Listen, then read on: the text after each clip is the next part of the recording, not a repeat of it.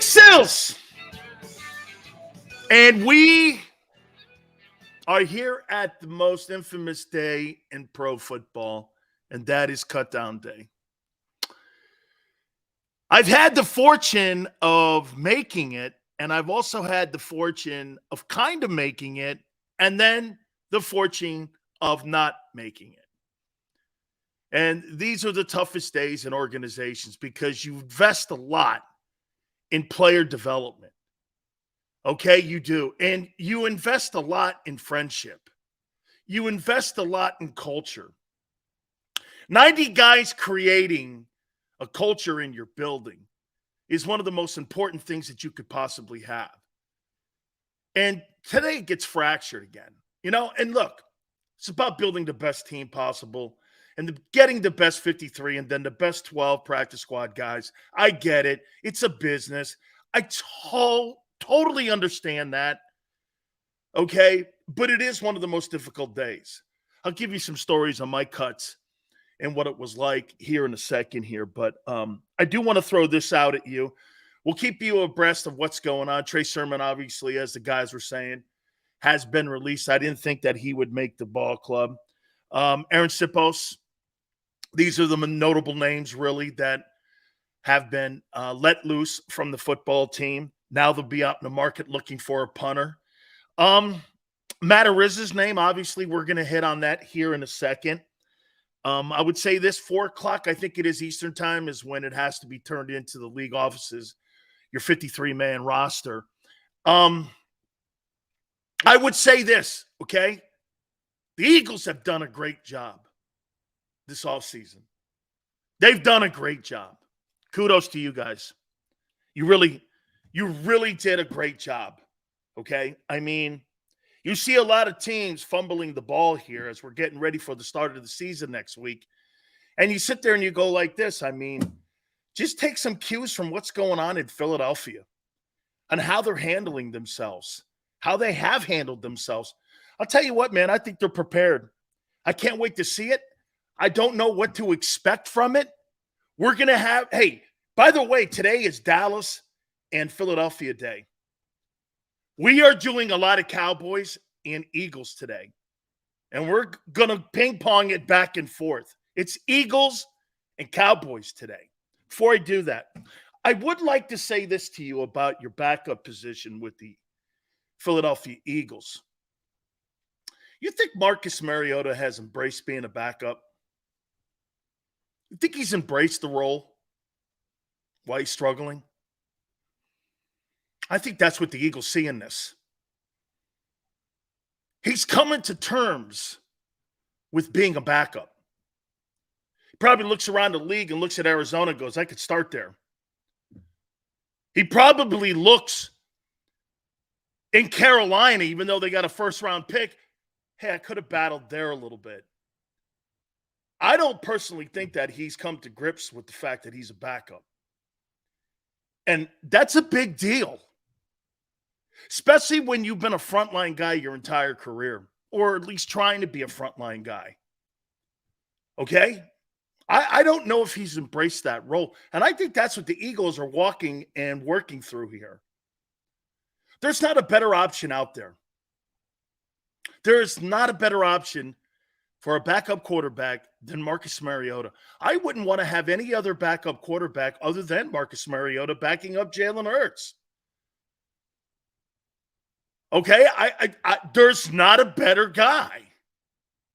Look, Bridgewater could have been someone. Mariota's okay. Mariota's okay. Hey, look, if Jalen Hurts goes down, your season's in peril. Anyway, you'd be lucky to be a wild card team. Even with all that great talent, 500, 10 wins could possibly get you in. You could, hey, just to show you how the Eagles have a better team than Kansas City, if Mahomes goes down in Kansas City, they win 5 games.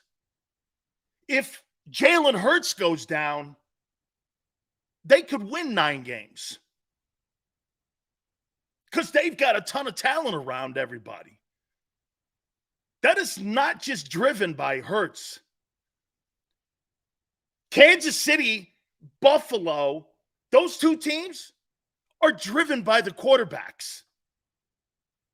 Okay? They're driven. If Buffalo doesn't have Josh Allen, they win 6 games.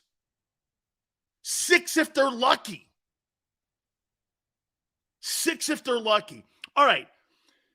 Before I move on to the topics here. Oh, real quick. Where's this Joe Burrow deal? I want to show you something on what the Philadelphia Eagles did and what the Cincinnati Bengals aren't doing. How does Jalen Hurts get his deal done so fast with no noise?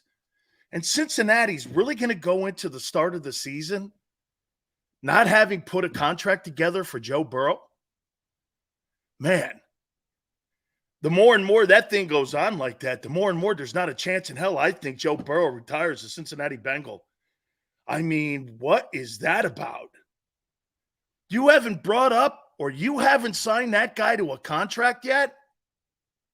Typical Mike Brown. What are you doing, dude? Holy cow. Jalen gets the deal done. No noise, no nothing. Happy with his contract. Moving on. Even the stupid Chargers got the deal done with Justin Herbert. Man, oh man. Zipper wallet Mike Brown hard at work again. That's really wild. We got a week to the start of the season, and you don't have that contract done with that guy? Man, good to be Jalen Hurts. Good to be Jalen Hurts. Unbelievable. All right. So the cutting of Trey Sermon. Let me ask you this. You feel comfortable with Rashad Penny in your backfield instead of Trey Sermon? Do you feel comfortable with Rashad Penny over Trey Sermon? You feel comfortable with that?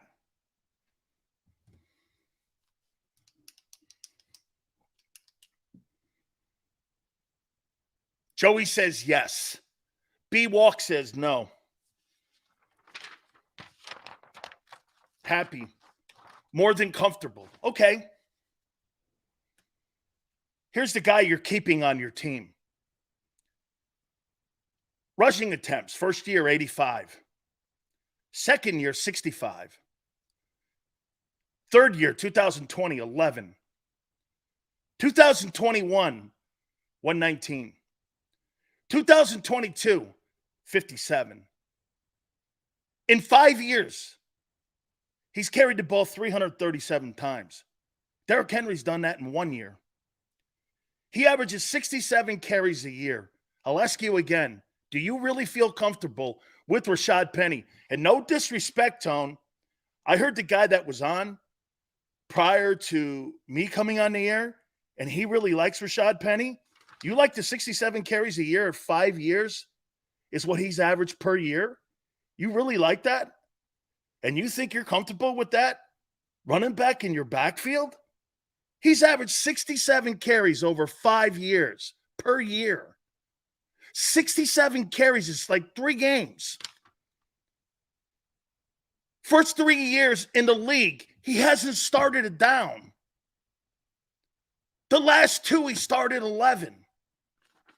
You really feel comfortable with Rashad Penny in your backfield with a guy who has averaged 67 carries a year in 5 years in his NFL career?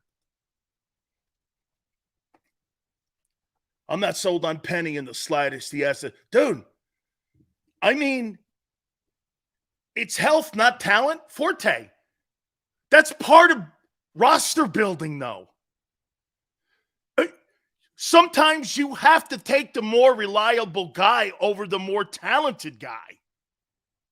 What's the sense of having talent if you can't use it? That's a roster spot that's being wasted. They're gambling with that. And get this. This is who he is.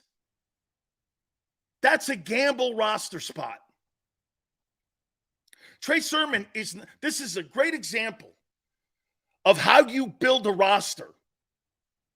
So you're looking at the better talent who can't stay healthy, obviously. Averages only 67 carries a year. But still, Trey Sermon's not as talented. Yeah, but I can count on him. This is a prime example of talent sometimes not being the answer. Reliability and durability have to also be part of the equation when you're building a roster, especially the back end of the roster. Now, look, I'm not going to sit here and tell you, hey, keep Quez Watkins over A.J. Brown because Quez is more durable. That's not what I'm saying. You blow off That's the top end of the roster. This is the bottom end of the roster. This is the bottom end of it. This is not the top end of the roster. You're wasting an important roster spot by having Rashad Penny on your team. He doesn't deserve to be on the team. And by the way, he'll be a non-factor. Rashad Penny has never been a factor in his NFL career. Why all of a sudden are you going to believe he's going to change in Philly? They got a good O-line. That's a poor move. Sills, you're saying keep Trey Sermon over a guy who doesn't play much? Yeah. And he's cheap. And the players like him. What's Rashad Penny done this day on that team? Oh, I got it. He was drafted 5 years ago in the first round. That shit sailed. That thing is sailed. Sidney goes, like I believed in Reddick. Reddick had put up 2 years in a row of double-digit sacks. This is a health issue and a production issue. He has no production in the NFL. And you keep throwing me that dumbass 6 yards a carry. What's the point of the 6 yards a carry when he only lasts 2 games? What's the point? Not a good move. As a matter of fact, if someone's cut that's better, I would blow out Penny. Doesn't deserve to be on the Eagle roster. He just doesn't. And by the way, this is not an opinion. This is who he is. They must be high comparing Penny to Reddick. Reddick never had health issues. Penny can't stay on the field. Better wake up. It's a roster F-up. Okay? I get why they didn't play him much. They had that 120 or 10-yard carry, and then they sat him because they're going to try to see how far they can go with him. Man, that's not a plan. Especially with a position that's needed to try to protect the quarterback. Okay? Just doesn't make sense. Not a good move. Okay? Cutting Aaron Sipos. Okay. So they're going to cut him. I wouldn't be shocked if they had the conversation with him and said, we're going to take a look around. And they're trying to save some money here maybe. And they're taking a look around and they're going to see what they have. And they're going to just bring a dude in. This shows me the lack of commitment to special teams. You cut your special teams punter on cutdown day? Why didn't you do that in February? They have no urgency at all in their special teams. It'll cost you again. Mark my words. In a game you need it, it'll cost you. Mark the tape, Tone. It'll cost you. Again. You put no value in special teams. It's one of the poorest areas of the Philadelphia Eagles is that they put no emphasis on special teams. Your kicker's good. Your kicker's a good kicker. Ty goes, Sipos is horrible. Well, why didn't you address that in February or March? I mean, you had a play in the Super Bowl that cost you. Didn't you learn anything from that? Plus, last year, your shitty punt coverage teams. Man, a roster spot being handed out and not addressing your special teams correctly. They just went like this. Oh, it's cut down day. Let's cut our punter. Do you understand that's a field position changing position? That with one play, you change or you don't change field position, especially on a football team that's got a defense that's not going to be ready in week one. Your defense will not be ready in week one. It's going to take some maturing before it gets up to snuff. And so you blow the guy out that determines field position for the opposing unit once they get the ball. You better hope you don't sign a guy who's a shank monster against New England. That's a setup for failure against New England. They're going to know you're bringing a new punter in. They're going to bring pressure. And you have a shitty punt team. There's a place where New England will be better than you on opening day. They'll be better than you on opening day. They always are one of the top special teams units. You'll lose that battle. The key is, I hope you don't have it cost you the game. Okay? Howie Vision when it comes to special teams is turd vision. He's not very good.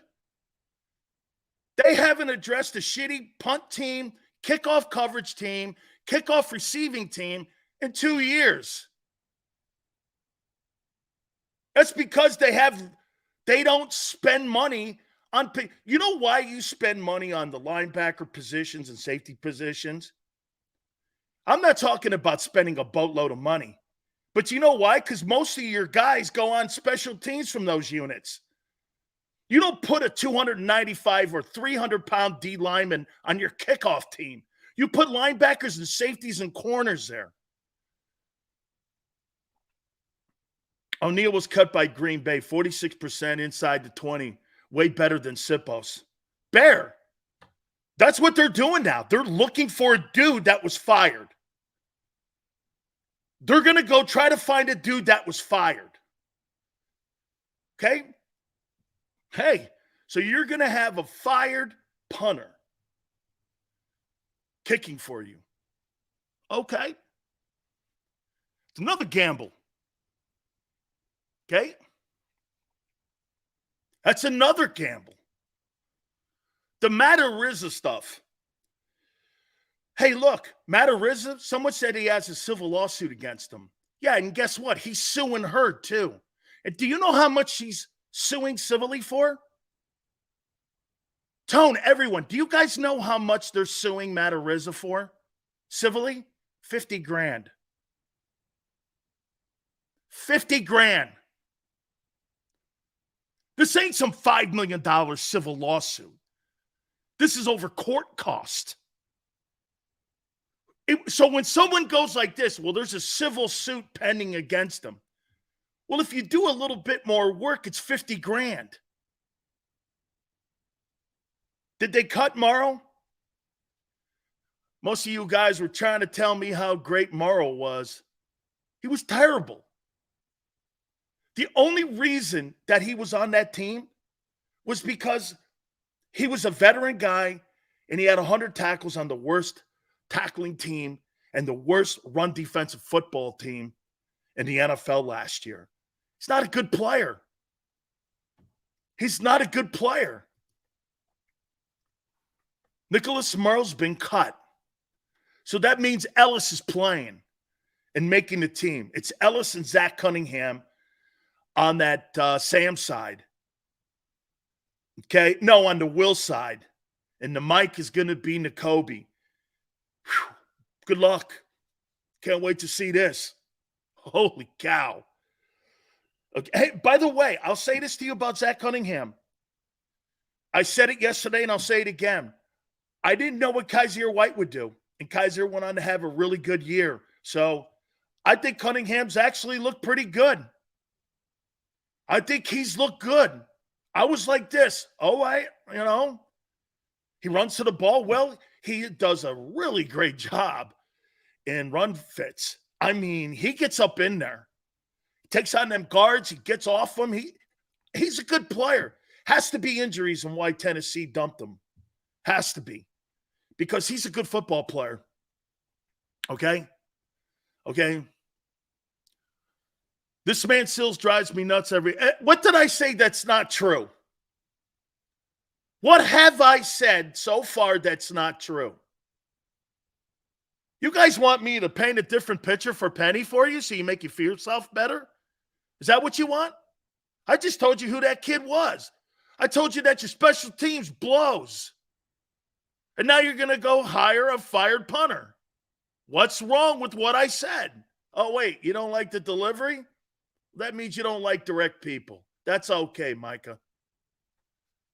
That's okay. Because in the NFL, when players are getting cut today, you can't have it any more direct when you're being cut. So when I tell you something and I talk to you like a personnel person or a general manager or a head coach tells you when you're released. There ain't no, hey, I hope your life is really great and I love you and you're this or that. That's not how it goes, bro. Today's a very real day. And you should take it that way when I say these things to you. It's a real day. It's a real day. Jimmy Johnson called me in his office. I had blown my calf out. You want to hear one of the dumbest things I ever did? Kevin O'Neill, the trainer of the team, goes, go down in the Oiler game. What do you mean? No, in the Denver game. It was a preseason. I started it. They want to keep you. I wouldn't do it. They wanted to hide me on the IR. I wouldn't do it. I wouldn't do it. I'd have been on the Dallas Cowboys. I was on the previous year with Coach Landry from November on. But I wouldn't take the injury, and I wouldn't take, because if you start the season on IR, you don't play that year. And I couldn't do it. I walk into Jimmy Johnson's office. By the way, I didn't talk to him for 10 years. You know how me and him made up? He called my show when I was in Tampa and apologized on the air. It's a fact. He called me from his boat. And he called me. He goes, you know what I think of you? You know how much I love you. You blew your calf out. We wanted you to take the dive. You didn't do it.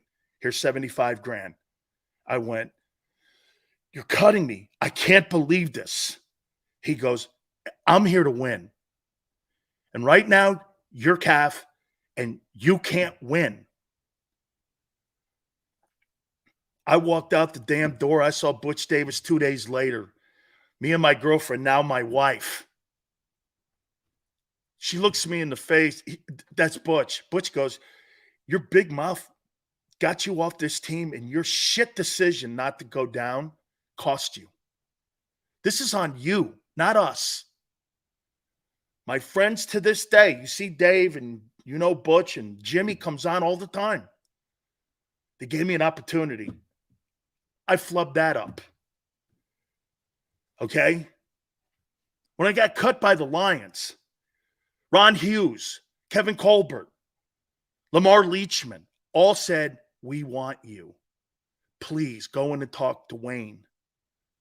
Wayne goes, I'm sticking with Lawrence Pete. Lawrence Pete got hurt. They kept me for 2 days. 3 games. Then they released me. They didn't want me cut. Ron Hughes knocks on my door and goes like this, don't punch me in the face. Kevin Colbert was with him, so was Rick Spielman. I said, why would you cut me? You started me every preseason. I started all 5 preseason games. Lamar's like, there's no reason to cut this guy. And years later, I told you the story. We're sitting at the Tampa Stadium, and Wayne Fonsick's over at my wife, and I'm going to swear, Aunt Betty, it says one of the biggest poor decisions I made was cutting Dan. He got up 2 seconds later. My wife goes, fuck that guy. I had the president of the Atlanta Falcons, Rich McKay, sitting next to me. He goes, did she just say fuck you? I go, yeah, she just said that. This is a real day for players. This is back in the day, Cody, 5. Hey, Cody, 5 preseason games and 3 months of two-a-days was a little bit different. So, guys, today's a real day for players, families, careers. I feel for a lot of these guys. I totally do. Okay? 2-a-days, 3 months of 2-a-days. Yeah. Okay? We know it's a real day for guys. We don't agree with you on the running back theme. What running back theme? Theme? Super Ghost theme?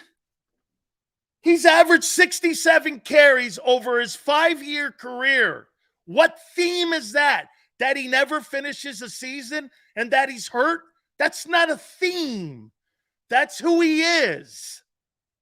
Not a theme. Wife's a keeper. That's why I've been with her 33 years. That's not a theme. You guys want to hear shit that's not true. I am not going to lie to you. That's not happening. 85 carries in year 1. 65 carries year 2 and 19. 11 carries in 2020. 119 in 2021 and 57 last year. What theme are you talking about? What theme is that?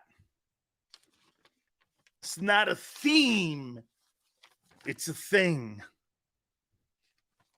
You passed out a roster spot for a guy who won't be here. Mark his words. Not mine. His. Jesus, criminy. You point out who a player is, and you refuse to believe it, even though it's in front of you. That's denial, my friend, and that's not a river in Egypt.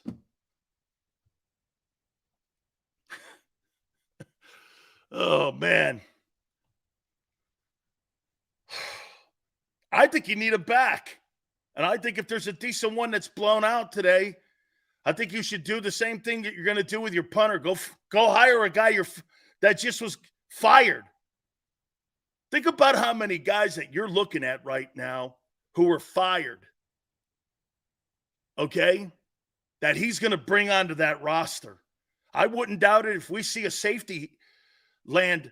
I mean, get this. So am I right? Howie signed a guy who's under suspension for the 2023 season, the Colts guy, for next year? Already writing on the wall, Slay will not be here.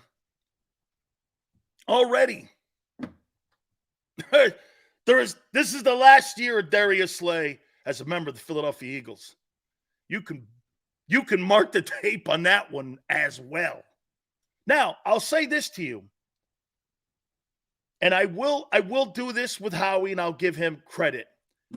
He is really good at – I think that Howie Roseman is really great at pro personnel. I don't think he's spectacular at college personnel.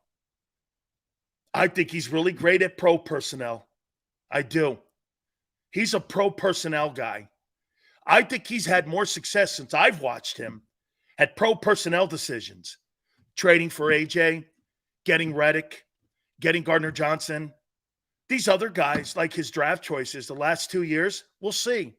I think Carter is special. I do. I think the other guys that he's drafted, the kid Sidney Brown, we'll see. I like him a lot. Cam looks good. The rest of them, we'll find out if Nolan Smith can stay healthy. Okay, we'll find out. We will find out real quick. I told you each and every single day we're going to start taking a look at the Patriots. We're going to keep you updated. JM goes 43 attempts for Sermon. Yeah, at least he's cheap though. And he's reliable. Hey, how about this? So somebody said that Gainwell's a good back. How many carries has Gainwell had in his career? To call him a great back, let me see that. Let me take a look and to find out if Gainwell is a good back or not. Kenneth Gainwell stats.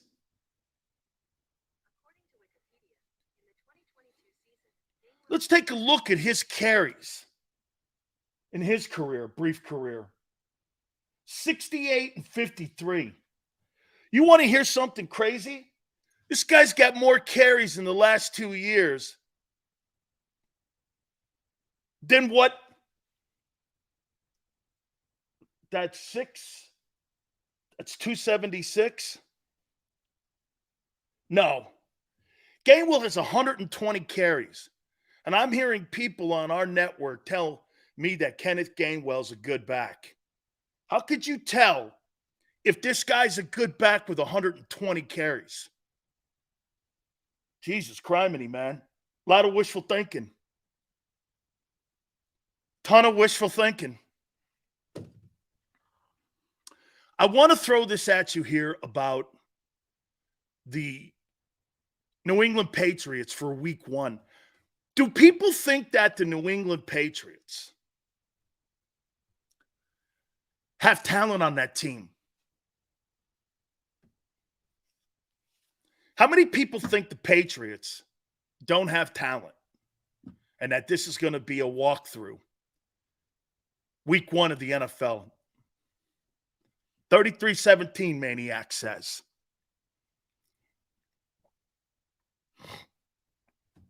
Let's take a look at this.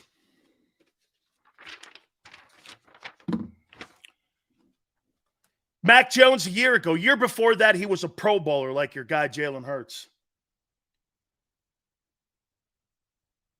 422 attempts, 288, 3,000 yards passing. Imagine that. This guy had a shitty year last year, and he was 700 yards shy of what Jalen did. Had 14 touchdowns. 9 shy of what Jalen did. 11 interceptions, and he's a bad quarterback. He had 5 more picks than Jalen Hurts. And he's a bad quarterback. You know why he's a bad quarterback? Because people are comparing him to Brady. If you're comparing him to Drew Bledsoe or a shit like Matt Castle or other guys, we're not having a conversation that he sucks. You're going to say he's a solid starter. But because everybody is still looking at it like, well, you're comparing him to Tom Brady. I'm not suggesting to you he's a frontline superstar. He does have a Pro Bowl to his name. And in his first year, he looked good with a decent coordinator. I mean, he's not horrible. This kid Stevenson, 210 carries, 1,040, 5 yards a carry, 5 touchdowns. So this guy gets 5 yards a clip against a defense that the Eagles have that has a problem stopping the run. Well, there's some kryptonite. And this kid had 70 catches. Boy, you hope DeAndre Swift has this type of year, don't you? You hope aren't you hoping that DeAndre Swift, don't tell me you think DeAndre Swift's better than this guy. He's got to show us, doesn't he? See, people in Philly will go, Swift's better. No, he's not. He has done it. This guy's done it. So you're going to tell me that you think DeAndre Swift is a better player than Ramondre Stevenson? You really think that? Again, there's no debating that. with a guy who's done it versus a guy who's never done it. Mac Jones is garbage. Okay. I've seen Daniel Jones beat the Eagles in the last 2 years. I've seen Tyler Heineke beat the Eagles in the last 2 years. He's better than those guys. Matthew Judon, 60 tackles, 15 and a half sacks last year. How many Reddick have in the regular season? 16? So you think your guy Reddick's better than Judon? Interesting. Judon's a pretty good ball player. So do you really believe, you think that Hassan Reddick is a better player than Matthew Judon? I probably think so. It's close, but I'd probably give it to Reddick. You know why? First and third down sacks, first and calls fumbles. That's a playmaker. Plus the play he had in the NFC title game. I've seen him at the back end of last season have too many game-changing plays. But this kid Judon can play. He can play. I don't know how to say his name, Tone. This guy, U-C-H-E. Chi is his name, I think. Uchi. 11 and a half. This kid Wise, defensive end, 7 and a half. I think the Patriots were fourth in sacks last year. They get after people. That's going to be an interesting matchup because you know why? Kansas City got home. And Kansas City doesn't have a better defense than New England. Okay? Albeit, I thought the Eagle offense did a nice job until it got to the fourth quarter. Kansas City doesn't have a better defense than New England. Sills, if we keep making Eagle fans look at reality, you're going to hurt their feelings. Yeah, the one thing about the Eagle fans, though, once they get their feelings hurt and they get a little butt hurt, they understand the reality of it. And then they come to grips with the reality of the truth. It's all good. Kayvon Wallace waved. Was a dude. He wasn't all that hot. Okay? Everybody in here was trying to tell me about Nicholas Morrow. Really? That was the Bears' downgrade. Zach Cunningham, once he was signed, it was the end of Morrow. And when they didn't dress him, it was completely the end of Morrow. Completely the end of it. Okay? Eagle guy goes, Sills, you end up being more wrong. What, like me saying that you'd make it to the Super Bowl? Like that one? Or Hurts wouldn't play every game? Or Hurts wouldn't be a guy throw for 4,000 yards? Stop dropping Hassan Reddick in coverage. He looks dumb. Then they did. Then they wound him up. The reason he took off in the second half of the year, they stopped that idiotic dropping him in coverage. He can't cover tight ends or backs. He's terrible at it. He's terrible at that. Terrible. As a matter of fact, almost every single person outside your corners were shitty in coverage. It's official. Kayvon Wallace has been waived. That safety room now has Reed Blankenship, Terrell Edmonds. Those will be your starters, Sidney Brown and Justin Evans. That's your safeties. I'll say this to you. A lot of question marks. But I'm encouraged. I'm encouraged about the room. I'm encouraged about the safety room. Okay? How about this? I'm way more encouraged about the safety room than I am the linebacker. The linebacker room is the weakest. Here's your weakest rooms: linebacker, running back, safety. Those are your three areas. And by the way, there's no coincidence that those three areas are all economic areas. Follow the money. Okay? Got spare parts, running backs, outside of Swift. You got hired guns and rookies and safeties. You got a completely inexperienced Mike. And you got a guy off the scrap heap and Zach Cunningham to start on your defense. Okay? Your running back room's not very good. I don't care what anybody says. Best pass catching, really? Who's a pass catching guy outside of Swift on that team? That's not what Philly does. All of a sudden, they're going to be one of the best pass catching backfields when they've never done that in the Hurts era. That is crazy conversation. The guy Pacheco is a pass-catching back. Philly hasn't had a pass-catching back since Miles Sanders' rookie year. Okay? Boston Scott. If these guys were so good, why didn't they implement the passing last year? What, Jalen couldn't do it? Is that what you're... Either Jalen couldn't do it, or the Eagles didn't have confidence in Gainwell and Scott to throw the screen passes. Where was the screen game?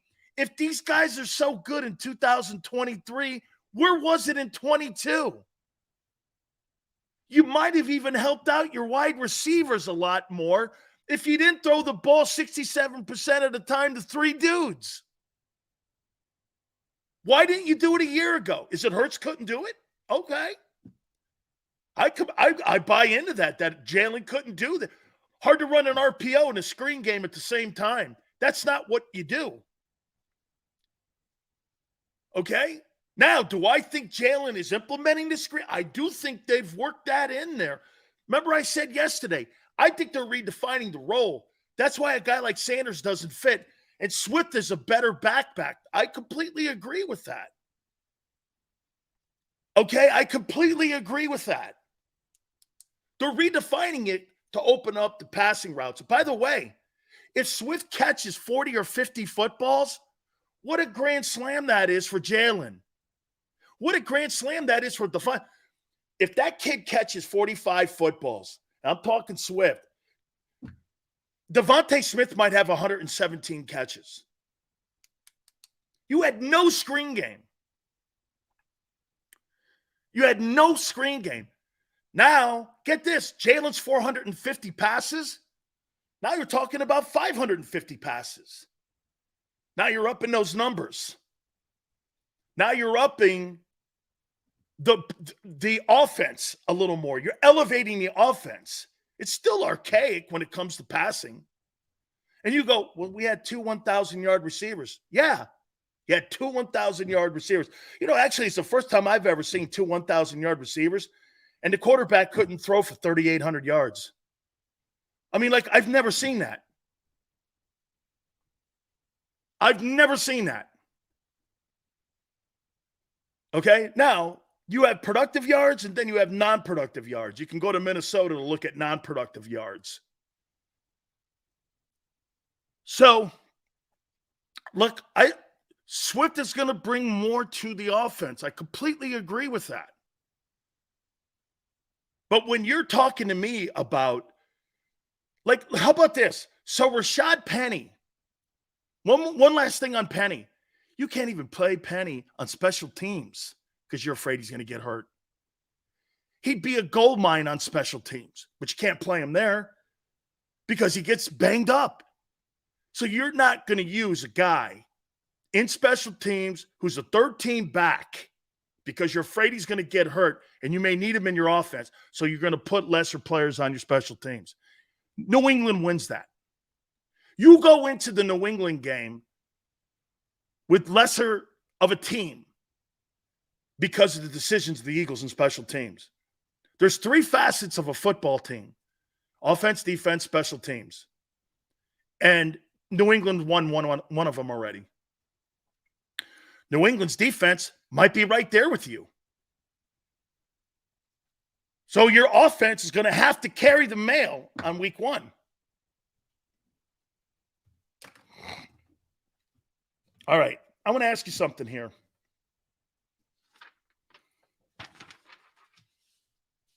I told you we were going to do something today. I'll tell you this. I'm going to make a comment here about Dak Prescott. I think Dak Prescott's getting shit all over. And you know what? You guys may think that your guy gets shit on. I've never seen a quarterback in my life shit on by his own football team, by the media, by other people. And by the way, has done a fabulous job at being the quarterback of the Dallas Cowboys. I think the owner of that football team holds him back. And the best thing, like I said yesterday, would be for him to get the hell out of there so he can go win a Super Bowl. He's never going to win a Super Bowl there. It's too chaotic. Dak Prescott wins a Super Bowl in Philly. Jalen Hurts doesn't win a Super Bowl in Dallas. I don't know if Mahomes wins in Dallas. I don't know if Mahomes wins there. Okay? Really, pick a quarterback. Who do you think could go play for Jerry Jones right now and win a Super Bowl? Mahomes? Maybe. Who else? No one. Think about that. Nobody in the league that's one of the elite arms in the league could play in Dallas. Doesn't that tell you all you need to know? Jalen Hurts ain't winning a Super Bowl in Dallas. He's not. Mahomes isn't. Okay? Yeah, good one on that name. Broncos traded tight end Albert Okenegbaum and a 2025 seventh-round pick to the Eagles for a 2025 sixth-round pick per Adam Schefter. They don't feel comfortable with the depth at tight end. We said that the other day. Really didn't have anybody at tight end. Okay? You strengthen your tight end. That helps special teams too. That guy's good in the run game. Okay? That guy's good in the run game. Okay? Mark goes, chill, Sills, Howie ain't done. Okay? I'm not. Listen, if I'm coming off upset, it's not upset. I'm pointing out where you are you're so close. Hey, maybe it's this, Tone. Maybe it's this. You're so close. You're not going to get many more opportunities. It doesn't happen. Ask your 2018 team. You guys had probably pretty much the same optimism going into 18. And that thing fell apart. This thing could easily unravel with a few critical injuries. You're close. But that's the thing about the NFL. You could be so close, and then all of a sudden, 2 years later, you're a 4-win team. Okay? Dude, right now, you're looking at the smallest little things on your team that could determine a win in the Super Bowl. And it did. Don't you get it? Hey, I would have a different attitude if you guys were looking for 15 or 20 players to build your team. This is about one guy, two guys. This is about how many O linemen you keep, how many D linemen you keep. All those will be critical decisions and how close you get this time. Eagle fans need to realize the standard that's right. I'm talking about a standard here. You're talking about being common. When you're as close as the Eagles are, best believe more eyes will be on the team. We're hard on teams because you have a shot to win it all. It's totally what it is. That should be the banner. Hey, you should see me, man, destroy my Hurricane team. Destroy them. I have no tolerance and I have no patience. I am sick of 20 years of shitty football. Do you know Mario Cristobal texted me the other day because he saw a video I posted. He goes, "Brother, you still with us?" And I go, "I'm always with you. But I'm sick of 20 years of shitty football. It's time to win. It's time to win." And when you're close like this, you better have a sense of urgency. The sense of urgency. Okay? You didn't have a sense of urgency in the Super Bowl from your coaching staff. 2 guys out house hunting. 1 guy out house hunting and buying a $10 million spread in Phoenix or Scottsdale, excuse me. Scottsdale. Had no caring whether he won the Super Bowl or not. I don't give a shit what people think. You're house hunting when you're in Arizona and you're the D coordinator going against Andy Reid and Patrick Mahomes. You got everything you deserved. Unfortunately, the fans didn't deserve it. The rest of the team didn't deserve it. That's the sad part of it. Okay? I want to ask you this. Let's do this here when it comes to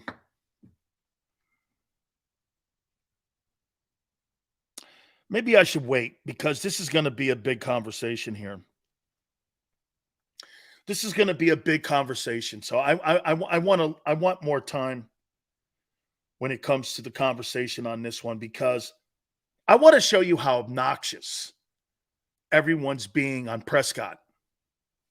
I'm actually getting more respect for him as the day goes on and as the week goes on. I respect men, and I would think Jalen Hurts respects Dak Prescott because that's how he's handling it is how Jalen would handle it. You know how I know that? I saw how he handled it at Alabama. Okay? I saw how people dogged him, doubted him, all of that shit.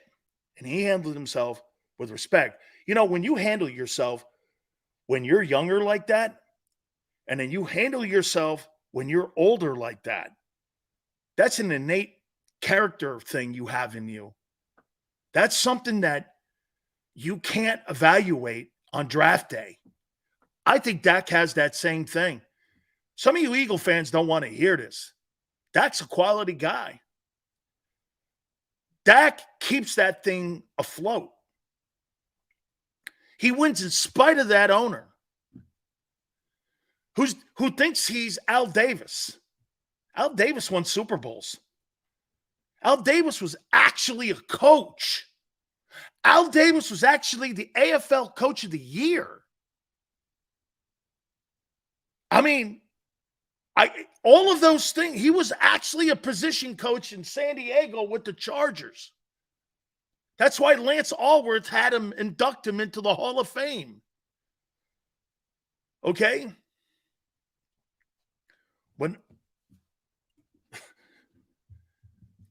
Great comment here by JM. When all else fails, Dallas is the number 1 topic this week, jackass.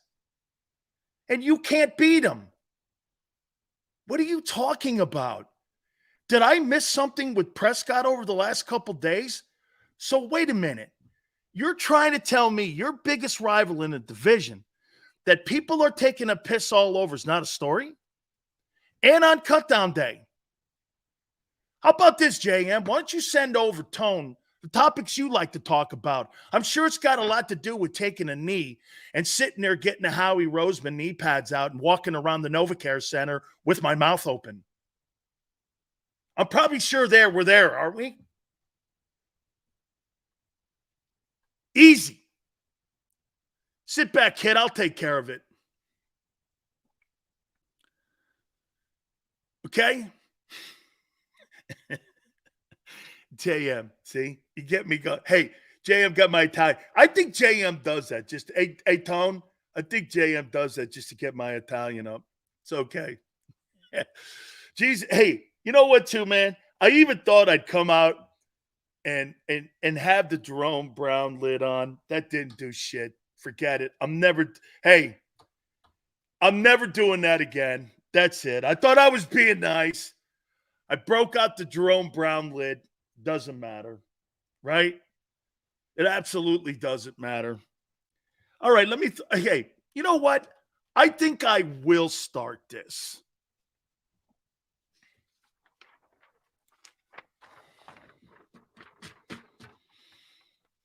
I think I will start this now.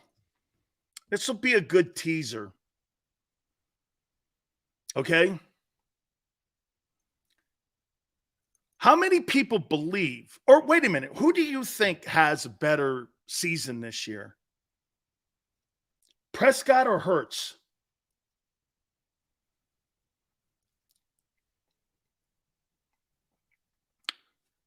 Jalen's bar. It's kind of been set. How many people believe personally, not team-wise,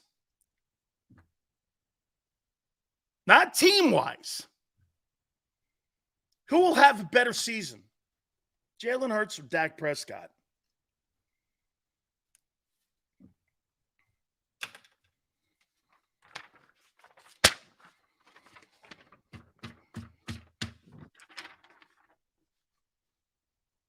It's funny when I look at these. Okay? It's funny when I look at this. And when you hear what I'm going to say here, then I think you'll get a better understanding where I'm coming from. Joe goes very close. Big D Hurts. We're going to do that here in a second. Hey, I want to tell you guys something that we have coming up next week. We are going to be giving gift certificates away and an opportunity to win them.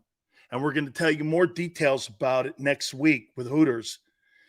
And we're going to give you an opportunity with the 7 locations, especially the King of Prussia ones, where you get an opportunity to win yourself some gift certificates with Hooters and our friends there at Hooters. So we can't wait to tell you. This is going to be probably starting next Tuesday. I think we're going to be doing this. Next Tuesday, we'll start it. So you're going to get a chance to get all kinds of gift certificates, all kinds of great stuff. And we'll give you more details on how that's all going to play out. But we're so proud to be able to tell you this, that it's the 40th anniversary, one of the great anniversaries in restaurant history is what Hooters has done, and the history that they've done since they started with one location in Clearwater. I've been involved with the company from the very beginning, and with all the 7 locations in the Northeast area, you go to northeasthooters.com to find that location nearest you for you to be able to go and experience. And like I said, too, with all the great things that we're going to be doing with the King of Prussia Hooters, I am so excited for you to come out there and have yourself a great time. The iconic Hooter girls are going to be serving you. Tuesdays, you buy 10 wings, get 10 boneless free. Wing Wednesdays, one of the 40-year anniversary great traditions that we have. 1983, the year the place was founded. Kids eat free on Saturdays. NortheastHooters.com. Go online, find one of the locations nearest you. And also, don't forget, 6 items, $6. Simple as that. All you have to do is go online, find out the location nearest you. The King of Prussia is one we're going to be doing a lot of events at. And when you go to Hooters, do me a favor. You make sure you tell them Big Sil sent you.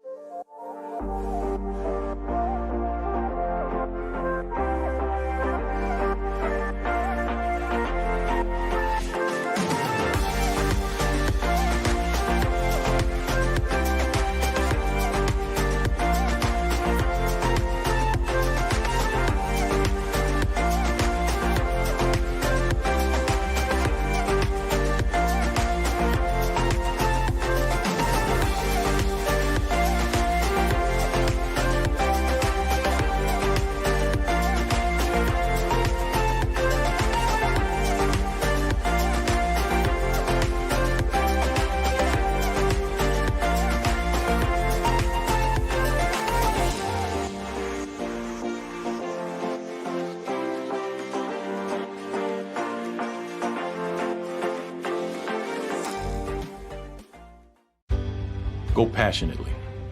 Go fearlessly. Go confidently. Go Birds! Go confidently towards your goals with First Trust, Philly's hometown bank for nearly 90 years, and the official bank of the Philadelphia Eagles. We're focused on getting you over the goal line. So go with conviction, go with trust, Go Birds! and go forward with us by your side. First Trust Bank, the official bank of Philadelphia dreams. Oh, and go Birds.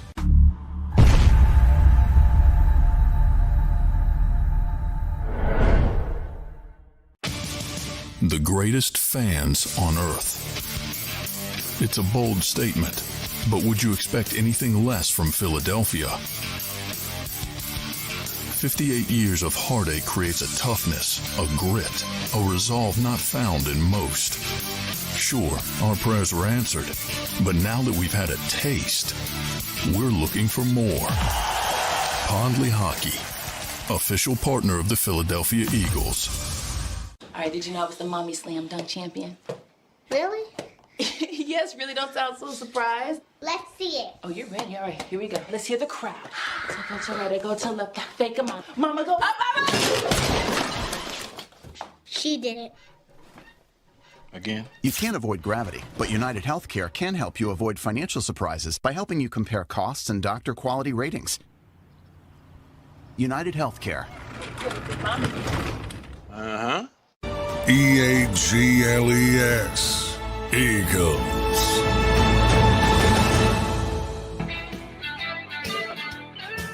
Hour 2, Big Sil's National Football Show. Our resident Hall of Fame voter, Yahoo Sports' Zone, Jason Cole, will be with us at the bottom of the hour. It is cutdown day. We're looking at the official cutdowns as we get released and sent to the front offices. And then sent over to Park Avenue. So some of these players, obviously, depending on your tenure, whether you have to hit the waiver wire or you automatically go into free agency, we'll give you a little bit more as we start to see some of the names come out. Sills, Dak has had talent, and in 7 years, he underperformed. Even Romo had stats that everyone raved about. When rubber hit the road, they failed, period. Okay. So then you compare Dak Prescott to Donovan McNabb, right?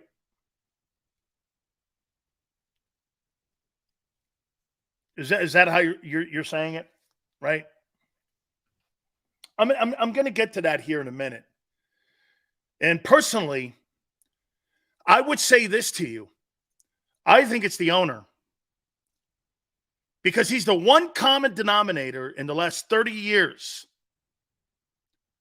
The one common denominator. He's the longest running general manager who has done nothing in the postseason. Nobody keeps their job like that unless you own the team. Jerry hurts the team, but he doesn't see it and he doesn't care. Anyway, I want to throw this at you before we get into Dak versus Jalen. Sean Payton's legacy is on the line, don't you think? I think one man has made it very clear on how you look at coaches and players and quarterbacks most definitely, and that was Tom Brady. And here's where I'm going with this. Who's Sean Payton without Drew Brees?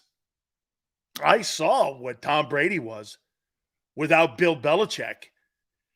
People can't shit on Belichick and go, well, Peyton's a good coach. How do you know that? By the way, I think Russell Wilson's legacy's on the line. As far as I'm concerned, right now, today, he won because of Pete Carroll. Pete Carroll never wanted Russell Wilson to cook. Because when Russell Wilson started cooking, they started losing significant games. When they had Marshawn Lynch up there, they were winning ball games. That team wasn't driven by Russell Wilson. That team was driven by a team effort and running the ball in the Legion of Boom. Once they started letting Russ cook, things went sideways. So if this guy doesn't turn, I think Sean Payton's legacy as a coach and his Hall of Fame status is on the line. Let's see what he could do without Drew Brees. Isn't that fair? That's what you guys are saying about Belichick. Shit, that guy's got 6 Super Bowl rings. And you guys are going, well, it was Brady. Well, how do you know it wasn't Brees? Oh, boy, because he was on Fox? Hey, and Russell Wilson? Let's see if the grass is greener on the other side.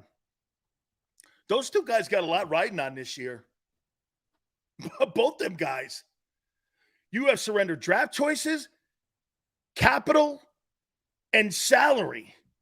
To make that thing work, it better work. You talk about a team in purgatory.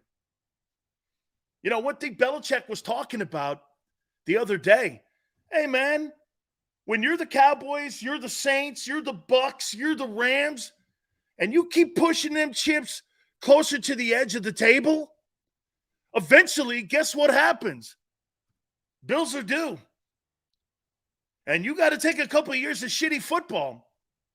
It's just a system. You keep pushing that. We're going to defer. Well, eventually, guess what? Rent's due, dude.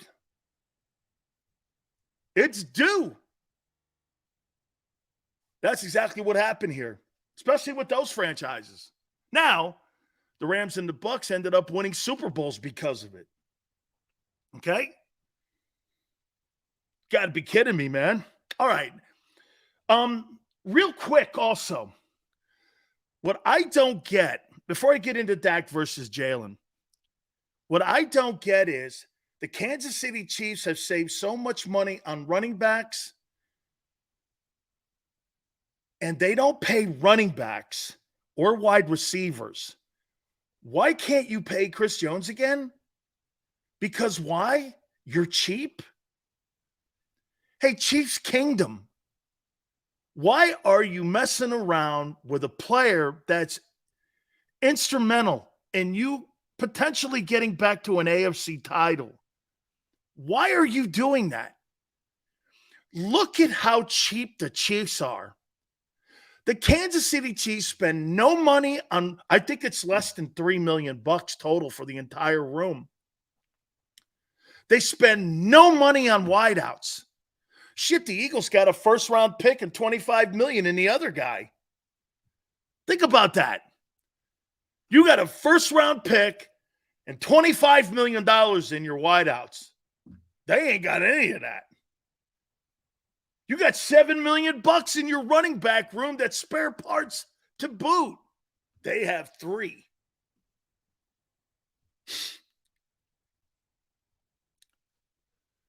You said because Mahomes doesn't make that much. He's the 9th highest paid quarterback in the league. Jalen Hurts, Lamar Jackson, Justin Herbert, Dak, these guys all make more. One more paycheck. If Burrow gets signed, do you know that Mahomes isn't a top 10 paid quarterback? Do you know that? One more quarterback sign, he's out of the top 10. Because he did. The best quarterback in the league is going to be the 11th highest paid guy once Burrow signs his deal. What are you talking about? Because he doesn't make that much. Follow the money, kid. Or maybe you just want to take the rest of the day off. It's okay. They're cheap. Correct, Keon. They're cheap. They're using Mahomes. It all ties in. They're cheap. Dude, you can't follow that logic. I can't help you. Anyway, so let's get into the Jalen Hurts versus Dak Prescott, okay? Ask you this. Who has a better season this coming year? Jalen or Dak? Who has a better season? I think most of you are saying Hurts, right? Tone, you think Hurts is going to have a better year than Dak? Okay. Personally, not team-wise, personally, I'm biased. Come on, man. Okay. Let's take a look at what these two dudes have done the last 2 years, shall we? Now, again, I didn't say team-wise. I said personally. Okay? How many people think that Dak Prescott's a turnover machine? Even though he did throw 5 TDs versus you last year. Dak with 20 INTs? All right, let's take a look at this. Dak Prescott. We're going to take the last 2 years because that's what I have. Dak Prescott, 2021, 596 passes. Hurts, 432. Dak had 410 completions. Jalen had 265. Yards, 4,444 for Dak. 3,144 for Jalen. Completion percentage, 68.8. Almost 70% of his passes for Dak. Jalen, 61. TDs, 37 touchdowns. Jalen Hurts, 16. Interceptions, 10. 9 for Hurts. 16 games for Dak. 15 games for Jalen. Jalen's first year starting has to be taken into consideration. Dak Prescott obviously has experience on his side. I'm talking about the last 2 years. This is what I have because everyone's saying now that Jalen Hurts is a better quarterback. Let's even use what people are saying was a shitty year last year for Dak Prescott and a great year for Jalen. Would you not agree? Okay. Last year in 12 games for Prescott, 394 attempts, 261 incompletions, 2860 in yards. This is 12 games. Completion percentage, 66.6. Jalen Hurts is not more accurate than Dak Prescott. That's a fact. He's not more accurate. Last year, Dak threw one more touchdown pass in 12 games than what Hurts did, 22. 15 interceptions. Obviously, 9 more than what Jalen did. And those were Jalen's numbers in 15. Jalen had 3,700 yards, 306 in completions. Quite frankly, when I look at Jalen Hurts, and that's an MVP season, shit, man, I look at Dak Prescott, really? This guy's thrown for 60 touchdowns in 2 years. Jalen has thrown for 38 in 2 years with 2 1,000-yard receivers. And Prescott, according to you guys, sucked. He's more accurate. He threw for more TDs. He beat the brakes off you.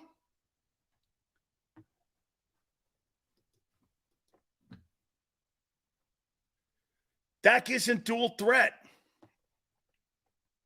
Jalen Hurts is dual threat. Okay? So you're saying that with his rushing numbers and the last 2 years, he's a better quarterback than Dak Prescott. So he's a better runner than Dak. Okay. He ain't a better passer. He's not more accurate. He doesn't throw for more touchdowns. And at the end of the day, he beats the Philadelphia Eagles. So who's the best quarterback in the NFC East right now?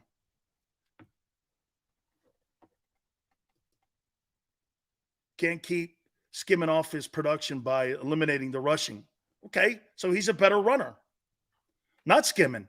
I asked you who you thought would have a better season this year. As a matter of fact, Dak Prescott, that 4,400 yards that he threw, Hurts will never hit that number. Hurts is not going to throw 37 touchdowns.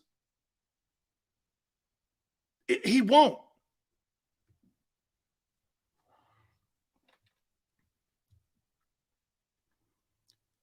So you're saying that Jalen's a better quarterback than Dak because he threw 15 picks last year.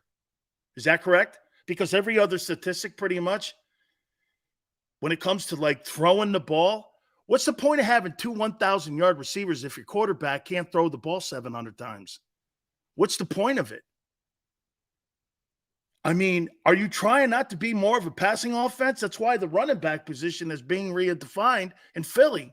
Instead of I-back, they didn't want Miles Sanders back. They want more of a passing offense. Shit, they were telling Doug Peterson that. Maniac goes, I'm saying Jalen's a better athlete and smarter player. I don't think he's smarter than Dak Prescott. I think Dak Prescott has more pressure on him than any athlete in American sports. After this week, what I just saw, I don't think there's a quarterback that has more pressure. Dak will be better stat-wise, but will still fail. That's an organizational thing. That's right. Jalen's in a better organization. No question. That wasn't the question, though. I didn't ask you. I didn't ask. Dak Prescott's not a turnover machine. That's something for the media to make up. He's not a turnover machine. 60 TDs and 25 picks. Last year, his worst year throwing picks. And you took Amari Cooper away, and you had a washed-up Zeke Elliott. And you had a banged-up O-line. And they still won 12 ball games. Yes, got bounced. He also bounced Brady. They had to go to Tampa to beat him. Oh, Brady wasn't the same. Well, Brady did throw for a lot of yards and very few interceptions. Wasn't a horrible year. That team was horrible. Man, I'll tell you what, you look at Jalen Hurts, because Jalen Hurts is in a better situation. I look at Dak Prescott and going that he wins in spite of that owner. I think you're missing my point here. Okay? And I'll even say this. I want to see Jalen do it again. I know what Dak's going to do. Dak's going to throw for 4,500 yards, 35 touchdowns. They're going to win 12 games, and they're going to put themselves in a position to potentially win a divisional game, which they have to win. I get it. But now we start talking about team and not individual. Dak can statistically have a better season all he wants. Better is relative anyway. Good thing stats don't win championships. Yeah, that's for sure. I just watched a guy outperform somebody with stats, and it didn't matter in the Super Bowl. Absolutely, it didn't matter. So when someone tells me Jalen Hurts played great in the Super Bowl, didn't truly matter, did it? At the end of the day, it didn't matter, did it? So let's play fair here. Didn't really matter, did it? Okay? So how could you sit there and tell me then that you think Jalen Hurts is a better player because his team went to the Super Bowl? That's all you're telling me. You're telling me Jalen Hurts is a better quarterback because the team went to the Super Bowl. Oh, wait, he carried him.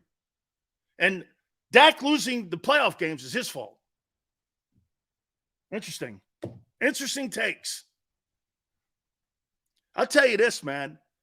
I have more respect for Prescott this week, having taken all the shit that he's taken. Let me say this to you. If Dak was on a different team and Eagle fans saw him say, and with the Dolphins, you'd have a higher opinion of him. If Prescott was a starting quarterback in Miami, okay, you got to admit Dak was terrible in that playoff game. I'll admit this too. I didn't think Jalen did shit in them playoff games that he played in. He wasn't special. What? When was he special in the playoff games? I didn't see anything. And if you take that gift, Devontae Smith missed call away, he had 93 passing yards. I mean, somebody outside the Super Bowl, which he did perform well in, he didn't have a great playoff. That's right.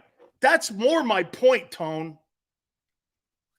Prescott gets shit on because the owner allows it, the owner does it, and the media responds to it. That's why he gets shit on the way. He's a turnover machine. All of a sudden, he's not a turnover machine. I'll tell you what, that was the case, it would be 3-8 versus Philly instead of 8-3 versus Philly. I think that, or here. See, now when you start going into the organizational conversation, what owner, and again, not to relitigate it, but can you imagine Nick Sirianni doing this? If Joe Burrow had fallen, and just say Hurts was drafted a year earlier, and he had fallen to us, we would have took him. Imagine that. I'm saying that. I'm still choosing my guy to win a game that matters. Like you said, Tone, one title in 30 years. I'm with you. Let's get it done. With you. This isn't about almost passing the test. This is about, passing the test, passing the bar. Okay? You could say all you want. Again, Dak Prescott has to be the most scrutinized athlete next to LeBron James in American sports. And get this, there's no question. The fact that it's the most watched television show, the Cowboys, they haven't won, that's not a reflect. I think it, unfortunately, it will be collateral damage on him. Absolutely. But Jerry Jones is the common denominator in these failures. Whether it's Tony Romo, Drew Bledsoe, Quincy Carter, Dak Prescott. Do you understand something that the Dallas Cowboys haven't gotten the quarterback position right in the entire Jerry Jones era? Do you know that? Do you know that Troy Aikman was already earmarked by Gil Brandt and by Tex Schramm and by Tom Landry at the Cotton Bowl? They had already made the decision that they were drafting Aikman number 1. And so when they bought the team, I think in February, that decision didn't waver. They went ahead and that's why Gil and Tex stayed past the draft. Gil and Tex go, we're going to stay through the draft. And that first year, they stayed through the draft. If you remember right, weeks after that, those guys were all let go. Okay? I think Tex may have been let go earlier. The Patriots cut Bailey Zappi and Malik Cunningham. Boy, I'll tell you what, if I'm the Eagles, I'd take a look at that Malik Cunningham. I really like that Malik Cunningham kid. I might take a look at that, see if I can get him on a practice squad. I watched him a little bit, and I liked him at Louisville.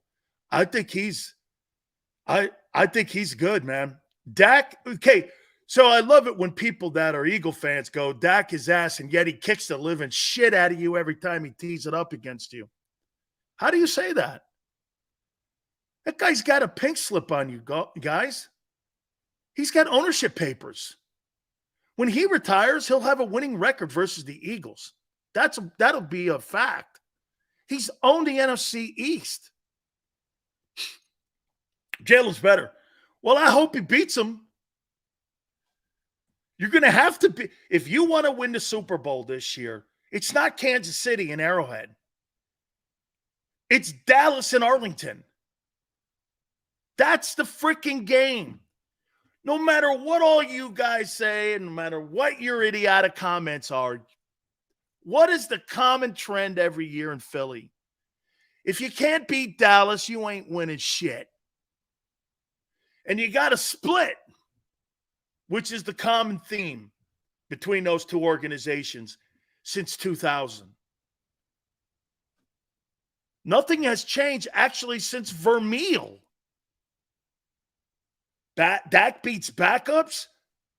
My friend, Jalen's even first year, those games were non-competitive.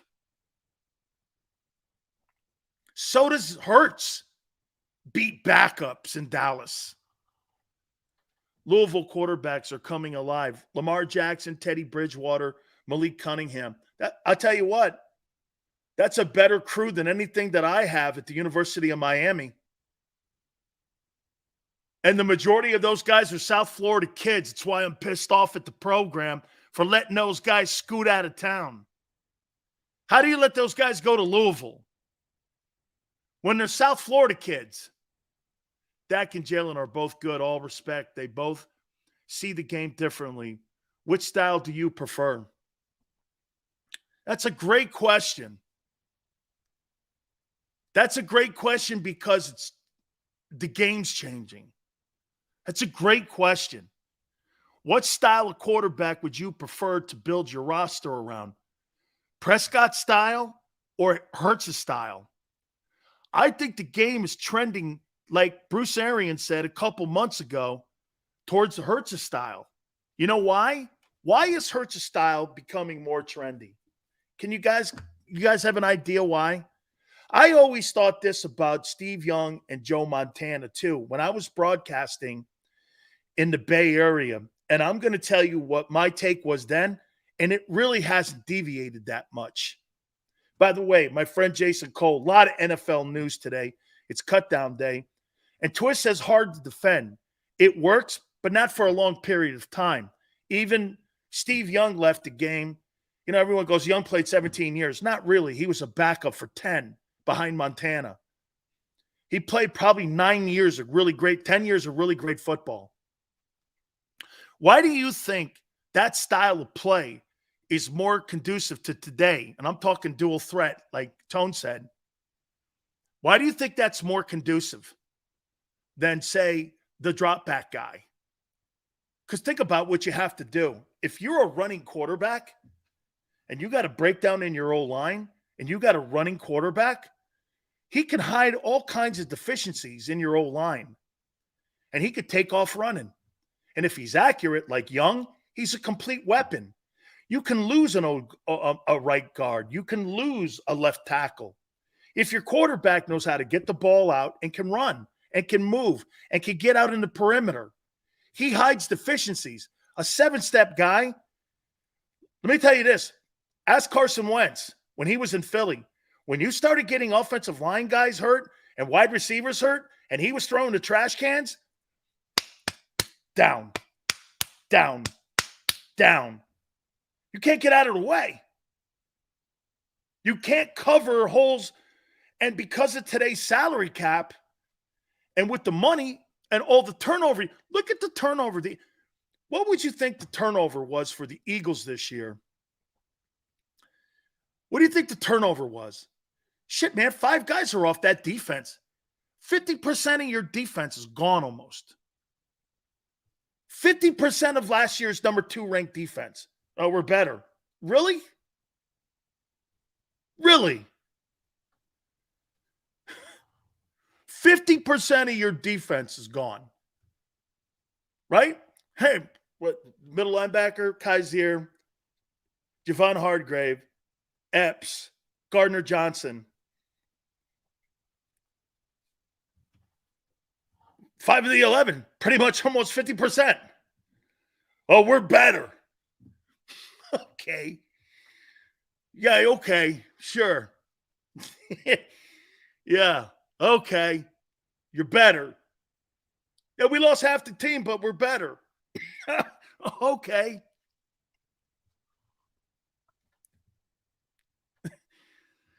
Hey, you know, we're rolling out to sea with 12 guys But we lost 6 of the guys on the oarsmen, but we're going to be faster. Really? Okay. Sure. Oh, man. It's funny because I asked a simple question, and you guys are turning this into like, well, what about the dual threat aspect of it? I go, who do you think is going to have a better season this year? Dak Prescott or Jalen Hurts? I didn't ask you who would carry his team further. I didn't ask you any of that. But because Prescott plays for the Cowboys, his 15 picks look like they're 39 picks, and he's been doing it every year. That ain't the case. They are 24-10 the last 2 years. I mean, and they played a healthy Niner team. You didn't. Now, that's because you made a football play. I'm never that guy. Well, Purdy wasn't there to see what. So what? That's part of the game. A guy makes it. That's a big play in the game. What Hassan Reddick did to Brock Purdy, taking him out, as just as important of a play as A.J. Brown catching a 65-yard touchdown strike. And maybe even more. Because that is only one play. That affected every Niner play in the NFC title game. I'm not one of these guys, well, if they would have had Purdy, it's a different. That is ridiculous talk. Hassan Reddick made a play that changed that game. Okay? No. Tone asked a good question. I'm going to get to that here in a minute here. Man, there's a ton of football news. And I have to talk to my NFL insider, my Hall of Fame voter, Jason Cole. He joined here on the National Football Show. Do me a favor, Jace. Try to make sense of this Trey Lance trade and why now and how does this make sense for the Cowboys? And do you like it or not like it? Well, if I'm Cowboys, I mean, it's a cheap way to pick up a guy who has some physical skill that I'll take a chance on. I don't really like the trade, and it has nothing to do with the Cowboys. It has everything to do with, there's no place for him to develop, especially on a team that's trying to win right now, right? So if you're the Cowboys, it just doesn't make a whole lot of sense to me that you would do this at all, that you would think about taking this kind of player on at all, because where is he going to play? The biggest problem that Trey Lance has is he threw 318 passes in college. And the last time that he played on a regular basis was 2019. Okay. He needs reps. I mean, he just needs to play. And as I wrote on for the 33rd team today, in a column I wrote for them, there's no developmental league in the NFL. There's no place for this kid. There's no place to go. And the other side of it, when you look at this chart of guys who had less than 600 throws in college, the odds are stacked against them. Those guys they rarely pan out with any kind of real success. So it's okay from a physical talent standpoint. It's fine. They got an asset for cheap. Now what do you do? And there's not a lot of options. How about this, Jace? What about the comments that Jerry Jones has where he's like, if Jalen Hurts had fallen to us, we would have taken him. And you're in the midst of paying a guy $50 million a year. What's the point of making that comment when you're trying to get the best? I mean, one thing I've learned this week, Jason, I've learned that Dak Prescott has more pressure on him than any athlete outside of LeBron James in American sports, because the owner, in my opinion, if Dak Prescott wants to win a Super Bowl, he's got to leave Dallas. I don't know. I think the owner wants him to win a Super Bowl. I mean, I think the owner's trying to put the heat up on Dak to get him to win a Super Bowl. and put the heat on Mike McCarthy to win a Super Bowl. This is his way of prodding them. He thinks, look, Jerry comes up with all sorts of answers depending on where you are, what time and space, to say, this is how we're going to do it. Like, I remember, what was it, like 10 or 15 years ago, he was like, we got to have exactly the same thing we had when we had Aikman, Irvin, and Smith. We need to have the triplets again. And he was like all about, like, let's recreate the triplets. Now it's about, let's put pressure on the quarterback. You know, it's whatever comes into his mind that he thinks is going to work to make them a Super Bowl contender. And I don't know if this is going to work or not. I mean, but I'll say this. I don't feel sorry for Dak Prescott. Like, go win. Like, that's your job. Who do you think there's more pressure on in Dallas, Mike McCarthy or Dak? Oh, they're both. I mean, look, Dak's the one who plays, so he's the one they're going to remember more, whether he wins or doesn't win. McCarthy has always been undermined by his boss, so he's considered a caddy or he's a card holder for Jerry, right?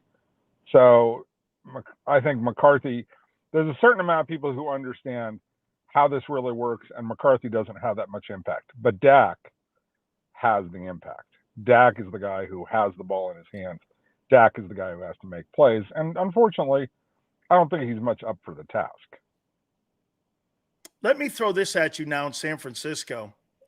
Boy, I got to tell you, Jason, as much as you like Kyle Shanahan and John Lynch, and I love John Lynch, boy, I got to tell you, Kyle Shanahan was the guy that was the Pied Piper in this Trey Lance thing, and the amount of equity they gave up.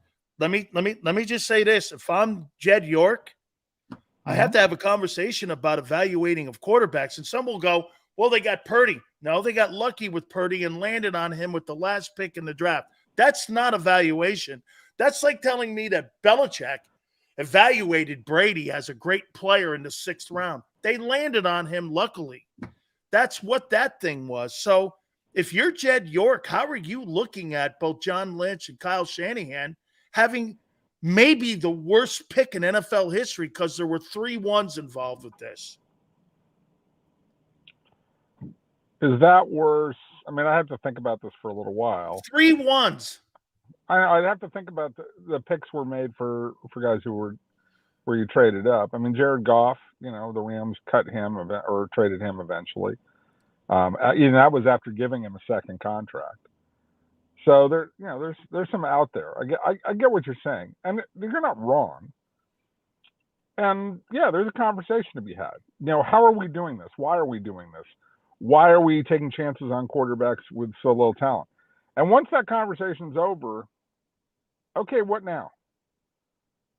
Are you going to fire Kyle Shanahan? No, I'm not saying that. I'm asking you. Right, but I look, I get the question, right? It's a fair conversation to have. And I hear it a lot from 49ers fans. There are a lot of like, Kyle's just a quarterback killer and he's this and he's that and he's terrible and get rid of him. It's like, you want to go back to Jim Tomsula? Is that what you're really telling me? No. You want to go back to Chip Kelly? Especially Philly fans might, want to tell you a little bit about how that went, right? Absolutely. So I get it. Like, guys make mistakes on quarterbacks. And I always like to say this. Al Davis would be on the Mount Rushmore, not the Hall of Fame. Al Davis would be on the Mount Rushmore of people who helped create the NFL and make it what it is, and his football mind and his understanding of how the game worked. He took 3 quarterbacks in his career in the 1st round. Can you name them? Todd Marinovich. That's one. Was it the kid from Illinois, the Purdue kid? No. Oh, he traded for George. There's a number 1 overall pick in there that's not so good. Jamarcus Russell? Yeah, and the 3rd one is the best of them all and the most anonymous of them all, and you'd probably not get it unless you spent a lot of time. It's Mark Wilson. So one of the smartest men in the history of this game Smartest, no question about it. Al Davis, his first-round picks as quarterbacks, Jamarcus Russell, Todd Marinovich, Mark Wilson. You can't flame out and fail any worse than that. As bad as the Trey Lance pick is for Kyle Shanahan, it's not worse than that combination. Let me tell you right now. Okay? So this is the hard part of picking quarterbacks. Now, they got lucky, with Brock Purdy. And they're coaching him really well, and they've recognized his talent, and they understand this is the system we have to build. And the system that we have to build for Brock Purdy does not work for Trey Lance. Therefore, we're moving on, right? And getting a quarterback who's more like Brock Purdy as the number 2, and that's Sam Darnold, right? So they're just moving on, and they've accepted their mistake, and they're living with it. This is still a damn good team. It's a hell of a roster, and they might end up in the Super Bowl if everything goes right. Let me ask you something about Kansas City. Kansas City saving so much money in their running back room and in their wide receivers. There's nobody really on that team. Why are they hesitating in signing Chris Jones, who's instrumental and a gigantic piece, if they want to go and win the Super Bowl? I mean, I get the number's $30 million. He wants to be paid more money than what Aaron Donald is being paid. But Jace, Right. I mean, one more quarterback sign. If Burrow signed, do you know that Mahomes falls out of the top 10 highest paid quarterbacks in the league? They're If going to they fix that. sign Burrow, they'll fix that. Don't worry about that. no, but what I'm saying is, why are they late to the table when it comes to paying people? And you look at Travis Kelce. The guy in Philadelphia makes more than him, and the guy Waller. Look, here, let me just put it this way. There are 2 stories that I'll relate. One from Philadelphia that you remember. The Philly fans will certainly remember. T.O. holds out after the Super Bowl year. You go through all that shenanigans, and everybody's pissed at T.O. and that. And we are not going to pay him. We gave him a contract already that was great, and they were holding the line and all this other crap, right? Well, after they let him go and things went backwards, Andy once said in a private moment to some people, we probably just should have paid him. Okay? He had to live with that. The second part of this is there's a little hard-headedness there, okay, from previous experience, and that was their previous reaction was to not pay a player in an Andy Reid run organization. The second one is they got crosswise with Tyreek Hill last year when he was asking for a boatload of cash, and they said, we're just going to deal him, right? And we'll survive with what they have. And they not only survived, they thrived. They won a Super Bowl without Tyreek Hill, right? There are life experiences that they don't do this. And you and I would probably say, you know what? We're trying to win back-to-back Super Bowls. Pay the dude. They may be looking at it as, do you really want to pay a defensive tackle at the age of 29, coming into his 30-year-old year, and think that he's going to make it to age 33? Tough call, man. It's a really, really tough call. But I would probably pay him, and they're probably going to end up paying him. It's a really great look at that because you're right. I mean, a defensive tackle, $30 million, man. And, I got to address my quarterback and tight end still. And I've got to maybe find another wideout for the kid. I mean, if Kansas City loses Mahomes for any length of period, that's a 5-win team. There's nothing on that offense. They can they'll like probably Bortles and who? They'll fake it to like 8 wins because Andy's that good a coach. But you're right. I mean, they're 500. They're an also ran. They're not a playoff team, right? We all recognize that. They got, this is all about resource allocation. They paid a lot to guys like Tooney. They've paid a lot of money to upgrade their offensive line. They've had to make choices. They're in a stare down with Chris Jones. And normally, if players are willing to go through the pain that comes with sitting out, like getting ripped, having fans on their case, all that kind of stuff. If the player is willing to do that, the player usually ends up getting the money that they want. The player just has to have the stones to withstand the criticism that they're about to receive. Final question for you. In your opinion, as we get ready for the start of the season, who do you believe will take their team further, Burrow or Josh Allen this coming year? Burrow. Burrow's more consistent. If I'm betting, I like the more consistent player. Allen's great, but he was 13-3 last year, Jace. Yeah, it was terrific. Okay, but I mean, there are things that Josh Allen does that bother me. He runs too much. Okay. The dropping of the ball against Minnesota, which we would have gave him home field advantage. If he doesn't put the ball on the ground with the minute left in the game, they win that game. They win 14 and they go 14-3. Look, I like Josh Allen. And if we had to pick up sides and I ended up with Josh Allen, give it to me. I love it. But if you're asking me, I got to pick between Josh Allen and Joe Burrow, I'm taking Joe Burrow. I just think he's a better player. Why do you think they haven't done his contract yet? Oh, it's the Bengals. Who knows? I forgot there's a zipper on that question. Hey, look, you're always, when you go to ask these kinds of questions, you have to understand the people who are involved, right? And that comes to the ownership, that comes to the agent. I remember Marvin Demoff once told me a great story about how he went to Joe Robbie when Joe Robbie was still the owner of the Dolphins before he passed away, and said, hey, we'd like to really redo Marino's contract, get this done now. It'll, something that'll be more acceptable for you, blah, blah, blah, right? And this is before the cap. And Robbie was like, I'm not doing that contract. I'm not doing this. I'm not doing that. And it went on for the better part of 2 years. Finally, Robbie came to the table and said, okay, I'll do it. And it was for more money than Demoff was asking for at the beginning, a lot more money, because the price of poker had gone up. And Demoff said, look, with some people, you can't do a deal until they're ready to do a deal. And that's just how it works. I get you. I got to sneak one more in on you. You think Wentz is on a football team before the start of the season? No, it's going to take a couple of injuries. Why do you think he's not on a team? He's not horrible, man. No, but he's uncoachable right now. He's been uncoachable. He's been uncoachable for about 3 years now. Wow. He's too full of himself. He's one of those guys who's going to have to hit rock bottom and say, you know what? I got to start listening to other people. So you think it's more that organizations would have to put more of an investment of time in, and they're not willing to right now because of where we are in September now almost? Well, yeah. He's been a head case. Well, number one, he's got a ton of money, so why does he need to play, right? Unless he wants to do it. So he's going to have to love it. Number two, he's been a head case ever since that Eagles Super Bowl, that first Super Bowl, right? With Nick Foles. Like, he's just been that way. And so,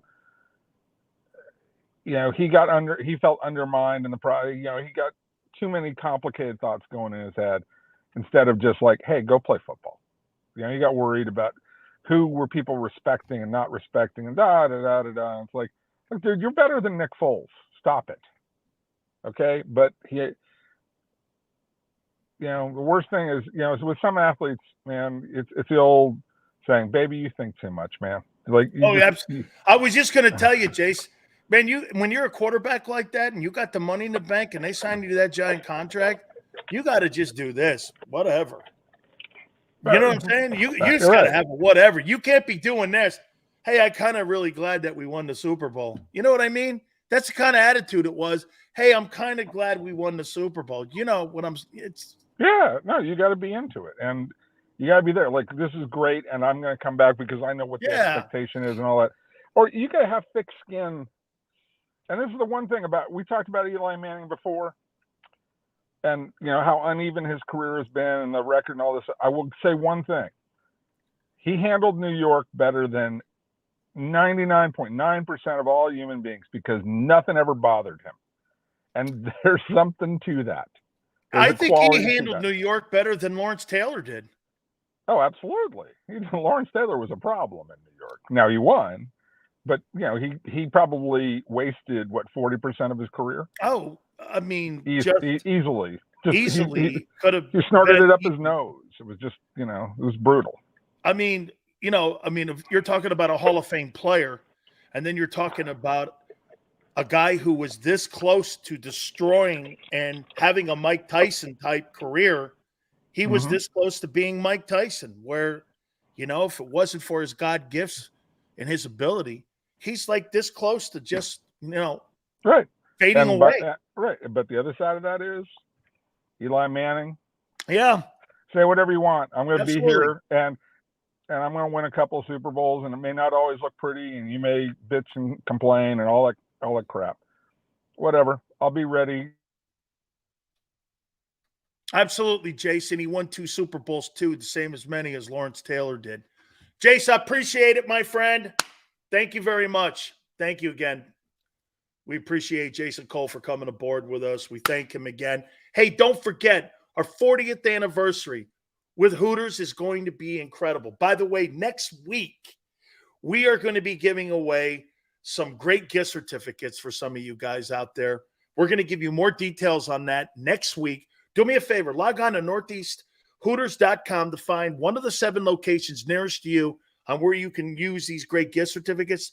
We're going to start this next week, the start of the NFL season. We can't wait. We're going to be doing so much with our friends at King of Prussia Hooters. We can't wait to see all you. The iconic Hooter girls are going to be there to serve you. Tuesdays, buy 10 wings, get 10 boneless free. Wing Wednesdays, a 40-year tradition, 1983. That's all you pay there. All you can eat. That's right, man. And then kids eat for free on Saturdays. 6 items, $6. Simple as that. Hooters 40th anniversary. I mean, we're so proud to be a part of it. And the National Football Show is the official home of Hooters in the Philadelphia area. All 7 locations, northeasthooters.com. Find that location nearest you. When you go to Hooters, do me a favor. Tell them Big Sills sent you.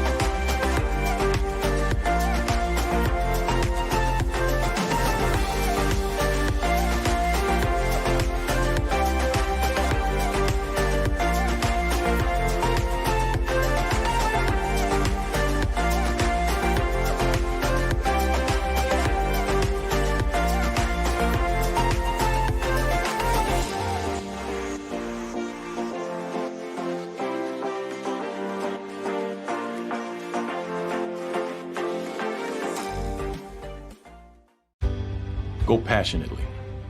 Go fearlessly. Go confidently. Go Birds! Go confidently towards your goals with First Trust, Philly's hometown bank for nearly 90 years and the official bank of the Philadelphia Eagles. We're focused on getting you over the goal line. So go with conviction, go with trust, Go Birds! and go forward with us by your side. First Trust Bank, the official bank of Philadelphia dreams. Oh, and go Birds.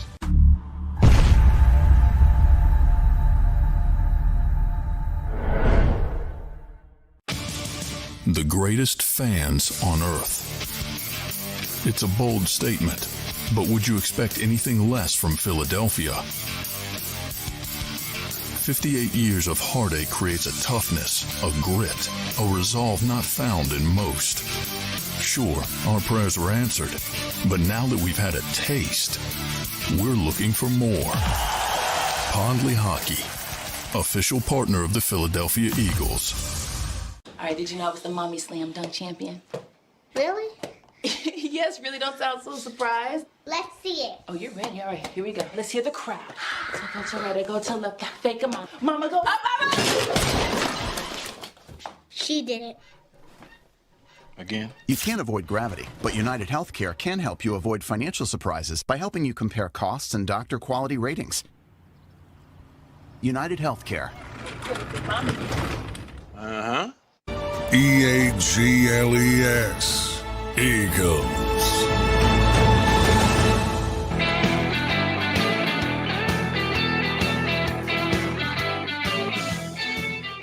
Big Sills, National Football Show. We appreciate you coming aboard. You think there's a market for Carson Wentz?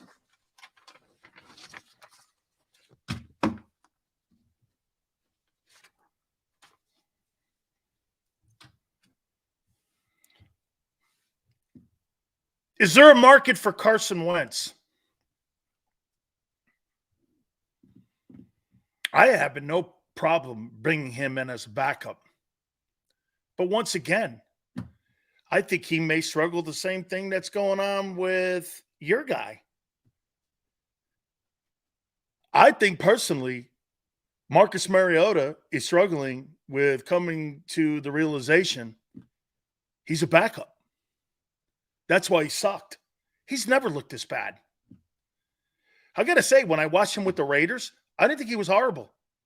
Hey, when I watched him with Atlanta, I really didn't think he was horrible. I watched him in Philly. He's horrible. He's worse in Philly than any stop he's had so far. Tennessee, Raiders, Atlanta. He's worse in Philly than any place he's been. Why is that? Well, he went into the Raiders and they signed him because, hey, and Gruden liked him. And you know, there was always a little bit of something with Derek Carr out there. And you know what? Mariota knew it, that he could potentially win that job if John Gruden was still there. Maybe Marcus Mariota is still there. They fired Derek Carr. They fired him. Everyone in the locker room kind of knew there was always something with the organization and Derek Carr. So when you're Mariota, you're kind of thinking, I could maybe win this job. Maybe I can win this job. Atlanta, they gave him the job. Then they went with Desmond Ridder. Cheaper. Potentially more upside. Whatever. We'll see. The Ridder kid looks okay. Better than Mariota did last year? I don't know. But in Philadelphia, why is he sorry? Special team, second team is not that good. That could be a reflection of the depth. Absolutely. Okay. That could be. If you look at Carson Wentz's numbers, it's got nothing to do with ability. It's everything to do with perception now. He's got to sell himself. If I were Carson Wentz, I would be doing everything right now, not with videos and showing people I'm working out. I don't think anybody ever had a problem with that. I think they always had a problem with how he carried himself. Don't you agree? Wasn't about his ability. He holds almost every single season passing record in Philadelphia Eagle history. Wasn't passing. Wasn't his ability. The team fell apart and the organization. Hey, you know what's sad for Carson Wentz in Philly? The organization, the team, and the player all fell apart at the same time. Everything fell apart. Coaching staff, the players, the front office, everything fell apart. Shitty picks. It all imploded on the 4-win season. Everyone's like this. Well, you know, your general manager shit the bed. Your head coach shit the bed. Your quarterback shit the bed. That was a collective collapse. That wasn't all on Wentz. Who was he throwing to his final year? Who was blocking for him? Again, it's not an excuse. What it is it's the reality of it. No, once again, people are missing it. I didn't say it wasn't Wentz. It was the quarterback shit, the coach shit the bed, and the GM shit the bed. It was a collective collapse. Boom. What happened in Indy? Well, Jim Irsay's an idiot. He had a better year in Indianapolis than any year than Jalen Hurts' passing season this past year. Do you know that? Hey, Ray, do you know that Carson Wentz had a better passing year in Indianapolis than Jalen Hurts had last year? Do you know this?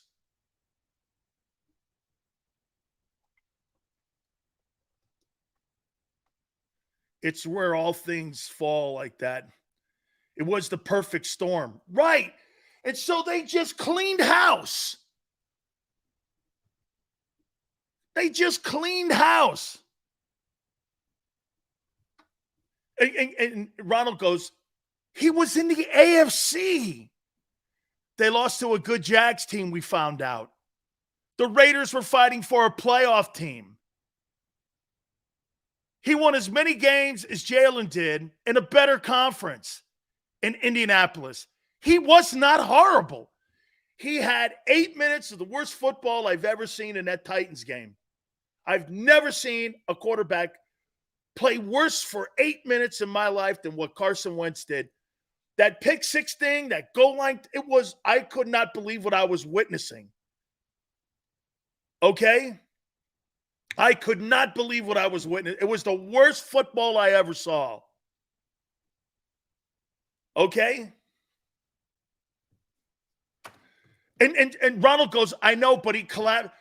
It's Indianapolis. You really think that's a well-run organization?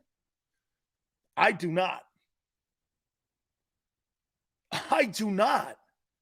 The owner is an idiot. Hey, has Jonathan Taylor been traded yet? Holy shit. Do you understand? Wentz was handing off. Here, once again, I'll make a point and prove a point to you. And I hate to do it because people like Quan lie. Carson Wentz stats. People like Quan lied to tell a false narrative. Sills, I have to compliment you. You're a great pitch man. You should do commercials for Philly cheese, for Philly businesses, and the podcast would blow the roof off. Thank you. Here.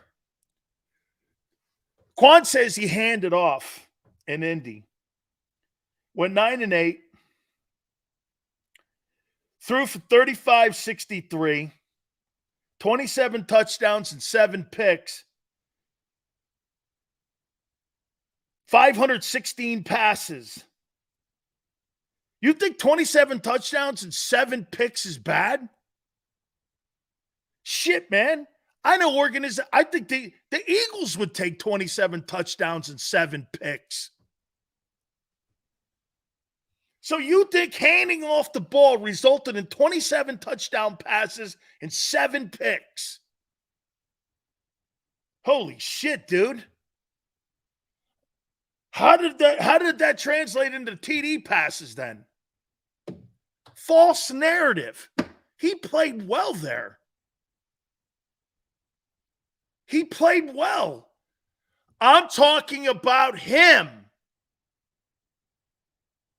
That's a better season than any quarterback since Wentz was in Philly.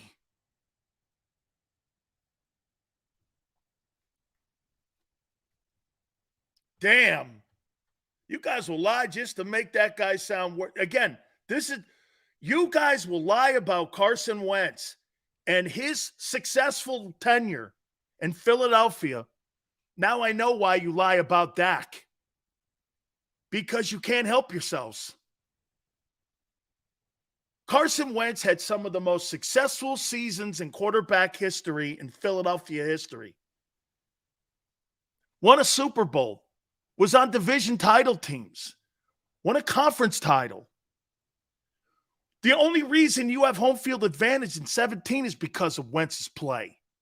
You're right. Foles won the Super Bowl. Wentz won home field.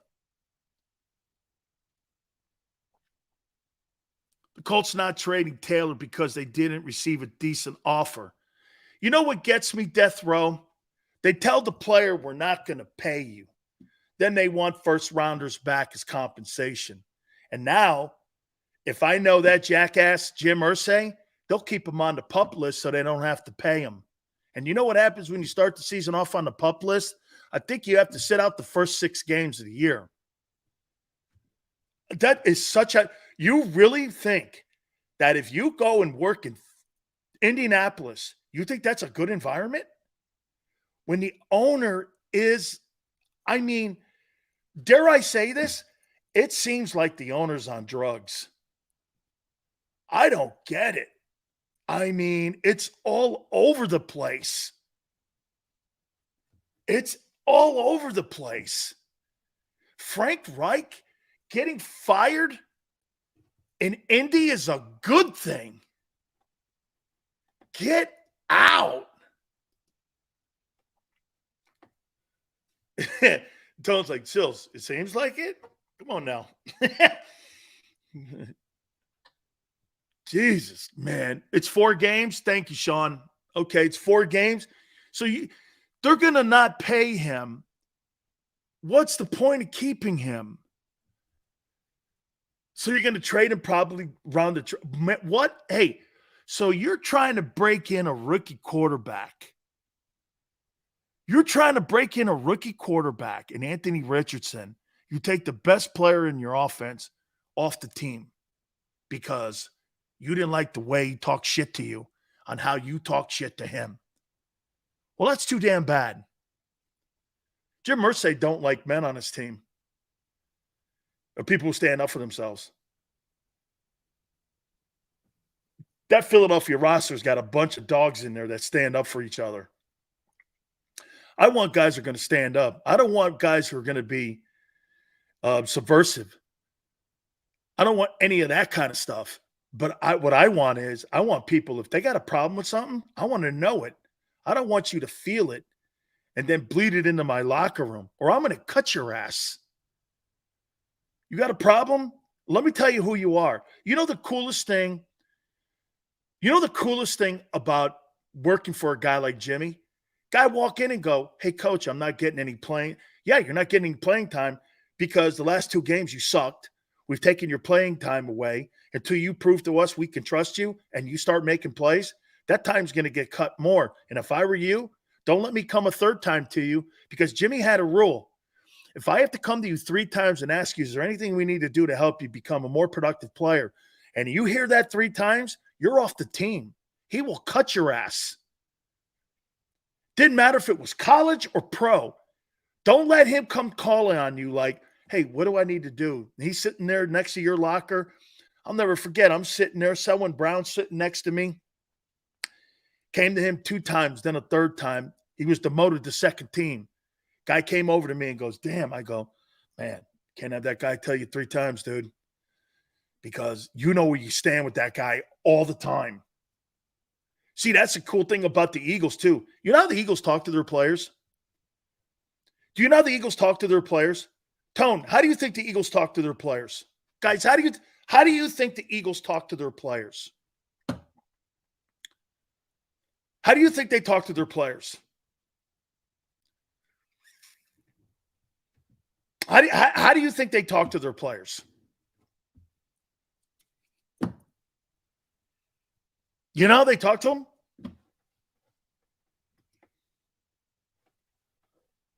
Yeah. Tone says honesty. Through your paycheck. I'm paying you. I'm not paying you. I'm paying you. I'm not paying you. I'm paying you. I'm paying you this much. I'm not paying you that much. I'm paying you this. You're worth this to us. You're worth that. I don't give a shit about the attaboys. You're a good fella. You've got great character. You have the intangibles. That means shit. You are gauged by what an organization thinks of you on how they pay you, not on what they think of you. Because you can be lied to. Look at half the people in this room like to be lied to. Okay? Because they can't handle the truth. They'd rather be told bullshit. And it's easier to coach a guy and tell a guy, get your ass going when he's making $15 million. They don't hate me. So when an organization's talking shit to you and you turn around and you go like this, well, I am making $25 million. You don't need to have attaboys. Too many people in life like to be stroked. Pats on the back.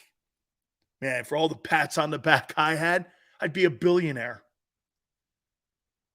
Okay? And you know what the truth is? Paycheck. Not, hey, we really like this guy. Okay, what are you paying him? Well, he's the worst paid guy in the league. You don't think much of that guy. You're looking to replace him because that's not the truth. That's totally not the truth. Honesty? Here's the honesty. Hey, Miles Sanders, we're not offering you a contract because we don't want to pay you, and we're going to change and redefine the position because we want to get more of a screen game going. You're not in our plans. Have a great one. Congratulations on your $21 million deal in Carolina. Really awesome for you. Dude, that's the best way to kick a guy out the door is with truth. At least you're telling him who he is. We have no interest in that. Gardner Johnson, we are not paying $8 million for a safety.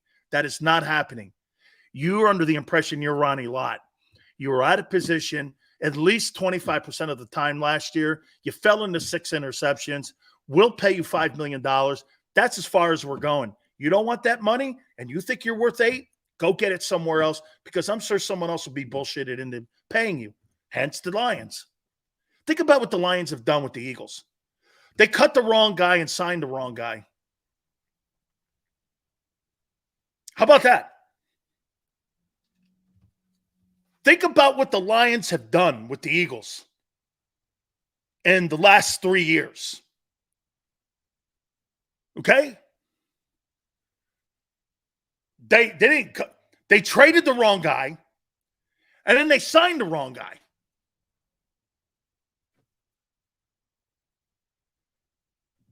Am I wrong? Am I wrong? Okay? They traded the wrong guy, and then they signed the wrong guy.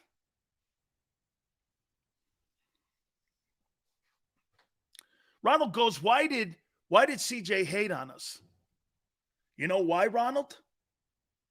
Because the Eagles told him who he was, and he didn't want to hear it. And he wanted to play in a great organization. Let me tell you this. How many times have people chased jobs for money, and when you get to the other side, let me tell you, like I said, I worked at this one place for 15 years in Tampa, and they didn't pay me great. Wasn't horrible, but they didn't pay me my value. I brought in millions of dollars a year for that WDAE. So what did I do? I took a pay raise and a giant salary in Miami. And I took a $250,000 a year job in Miami. Okay? I got down there. I hated every human being in the building. I couldn't stand anybody in the building. Couldn't stand anybody in the building. And funny, the place that I left, I liked 99.9% of everybody in the building. 99.9% of the people that I worked with for 15 years in Tampa, I loved. I got down on a $250,000 a year job, 2-year deal. I hated every human being on the planet in that building, and I hated them twice as much the next year. Okay? An awful environment. And I'll leave it at that, who ran it. Okay? I'll leave it at that. I got to take a time out here. Power Hour, we're into it. We'll finish up the Power Hour. I want to take a look at a little bit on Nick Bosa, also some NFL, and also I want to reset here some of the cuts that the Eagles have gone through. And I do want to go back on how we opened up the program with special teams. I think it's going to be a problem for you. Okay? Hit the like button. Keep it here on the National Football Show.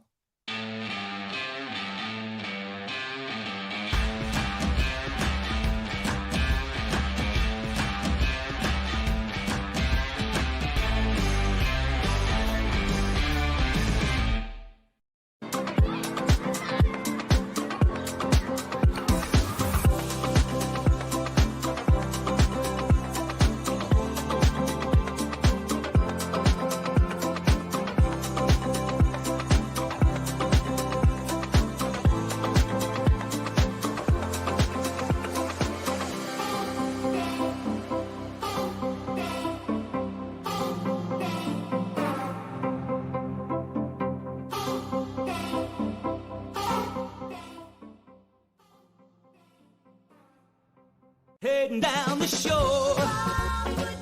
Have a ball once more. Here, imaginations run wild and time stands still. Because here, you can find the best of the Jersey Shore, all on one 5-mile island. So leave the old you behind and get lost in the woods. Wild, wild, wildwood days. Score and save in southeastern PA and Delaware with Colony Pools this football season, and let the experts close your pool with a custom Merlin safety cover in green for the birds. And if you join our Winter Watch team, we'll give you another 20% off, and Colony Pools will handle it all. Keep your tiles on your pool, not in your pool. Fly with Colony right now, birds fans. Visit flywithcolony.com.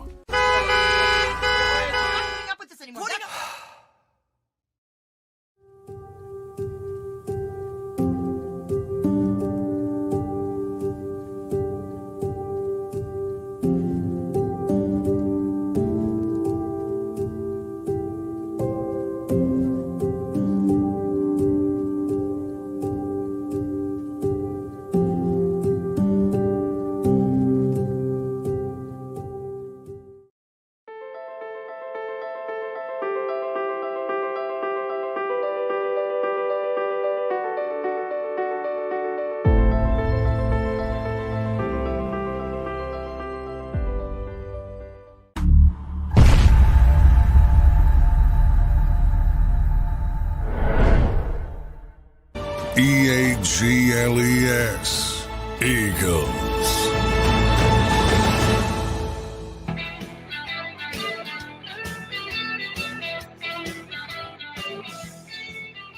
Team does look pretty good. Big Sills, National Football Show, hour number 3. Please hit the like button. James and Tone threw out a good tweet about the special teams. There's no sense of urgency at all from that organization the last 2 years, me covering that team, where I've seen anything where they give a shit about that unit. It'll cost you in that Patriots game, but it won't cost you the game probably because they don't have enough skill set offensive humans to hang with Philly. They'll out-talent them, but you'll get caught in a game where there's a quarterback that will beat you like Mahomes, okay, with lesser talent. All you have to have is a really good quarterback to beat Philly's defense and special teams, and you can beat them. Ask Tyler Heineke. It's not that hard. You got to limit Jalen on his possessions. You have to throw tight ends. Kansas City has the actual remedy to beat you every year. Every year they have the remedy. They have the tight end that you can't cover, and you have the quarterback that you can't defend.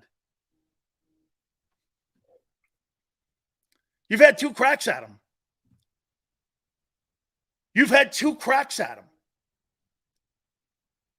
One year, they ran the ball for 238 yards on you. I couldn't tell you who they had. In your barn. In your barn. You have no sense of urgency in your special teams. Zero.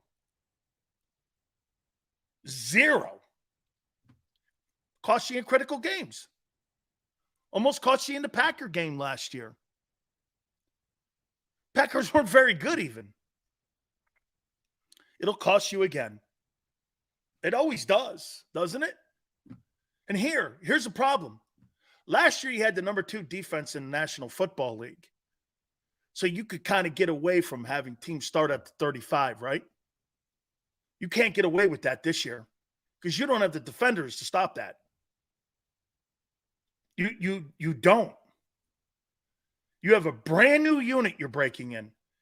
Half your roster on the defensive side is brand new. Okay? You got 5 new players on defense, and you're better.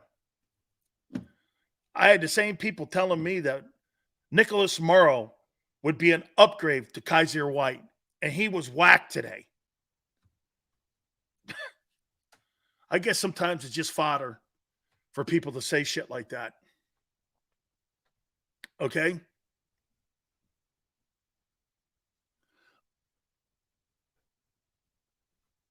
Thanks, Barb. Easy. No, Barb, at Miami, there was no patting on the back. It was more kicking in the ass. Jimmy was more of a kicker, okay, than he was a patter. So was Quez Watkins returning kicks. Are you crazy? I wouldn't put that marshmallow cake pie back there. Quez Watkins? Are you kidding me? Dude, that guy would wet the bed. He can't fight for catches across the field. You're going to trust him fielding punts? No way. That guy doesn't have enough courage to play that position. You got to have you got to have some Stundines to field punts. So you think that Quez Watkins, who goes across the middle, catches a pass, has it yanked out of his hands because he's soft as a willow tree, you think he's going to sit there and he's going to field punts? Yeah. Are you under the impression he's like tough? Seriously, man, Quez Watkins needs to have his – hey, you know what I would do, Tone, to him? I would tie Quez Watkins' ass to a chair and beat his ass for 3 hours, and hopefully it turned him into a tougher guy. Okay? Seriously. He's not tough. He's just not tough enough. That's your number 3 guy in case of emergency if one of your wideouts gets hurt. How funny, man. Hey, and like I said, so you cut Trey Sermon too.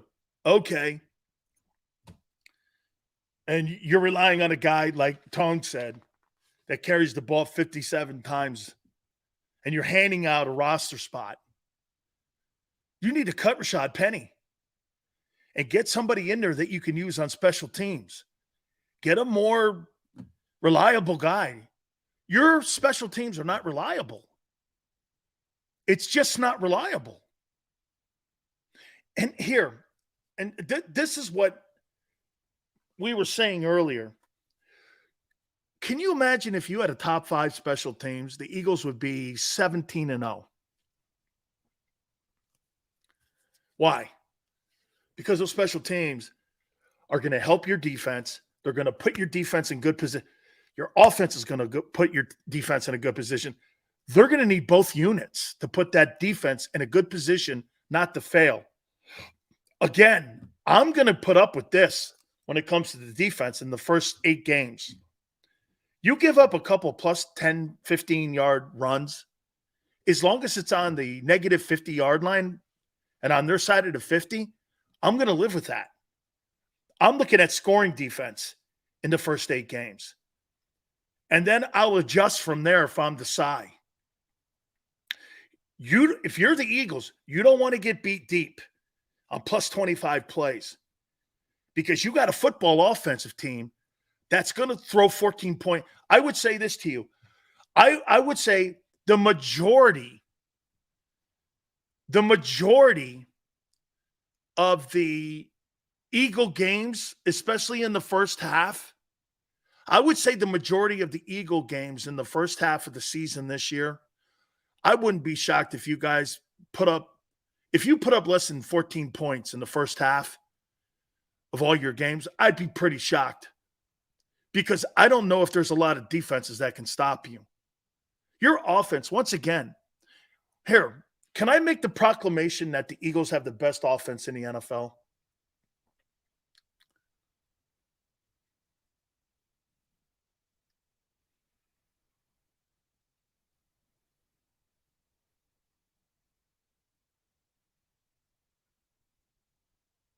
Are the Eagles the best offense in the NFL?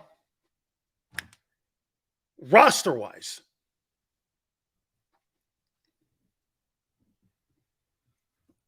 Buffalo's not better. I don't believe that Cincinnati has a better running. Well, yeah. He has more of a resume than Swift does. Joe Mixon. Joe Mixon's a good player. Joe Mixon's better than Swift. Is T. Higgins better than Devontae? No. Is Jamar Chase better than AJ? No. The Eagle receivers are my preference more than the Bengal ones. So maybe that's a preference deal. And I think the Eagles have a superior O-line. So no, they're not. The Bengals aren't better than Philly. Is the quarterback better? Yes. That means a lot. That means a lot at the end. But I would say this to you too. Is Joe Burrow better than Jalen? Yeah, but it's not like a gigantic, difference in the whole deal. You know what I mean? We're not talking about, it's night and day. That's not what that is. Okay? It's not that far apart. He's got the advantage, but it's not as far as people think. I don't think. Okay? The third receiver's better sack? Probably. Tight end's better than they got than Cincy. I'm trying to think. Maybe the Chargers? Right? The Chargers? Chargers have a good offense, good O-line, quarterback's good. Running back, Austin Eckler is exactly what Philly wants DeAndre Swift to look like. That's exactly what they want him to look like. NFL top 100 Jalen was higher than Burrow. Yeah, so was Wentz. He was also third. Nice list. Nice list, Arthur. Wentz was third too 5 years ago. Yeah, Jalen and Wentz have a lot in common on that list. Both were three. Both were three, Arthur. I hope the same result doesn't happen. Yeah. Nice try, though. I like it, Arthur. It's good. It's good. We're good. Big Seals, you keep referring to Tone, but who the hell is Tone? Tone's been on a boatload of times. He's our producer. White Bean, he's a great one. I won't be shocked if people start grabbing him up. He's kicking ass. Absolutely kicking ass. Stop with the Chargers. They have perennial top 5 roster, never do anything with it. Well, they're also in the AFC. Okay? Look, if the Eagles are in the AFC, they're losing games too. You're losing games. The damn Chiefs lost to the Colts. You're losing games if you play in that conference. Okay? You're losing games. You're not in the JV league known as the NFC. The NFC is the JV league. All right? So, I'll say this to you. We looked at this a couple days ago, and I would come down to this.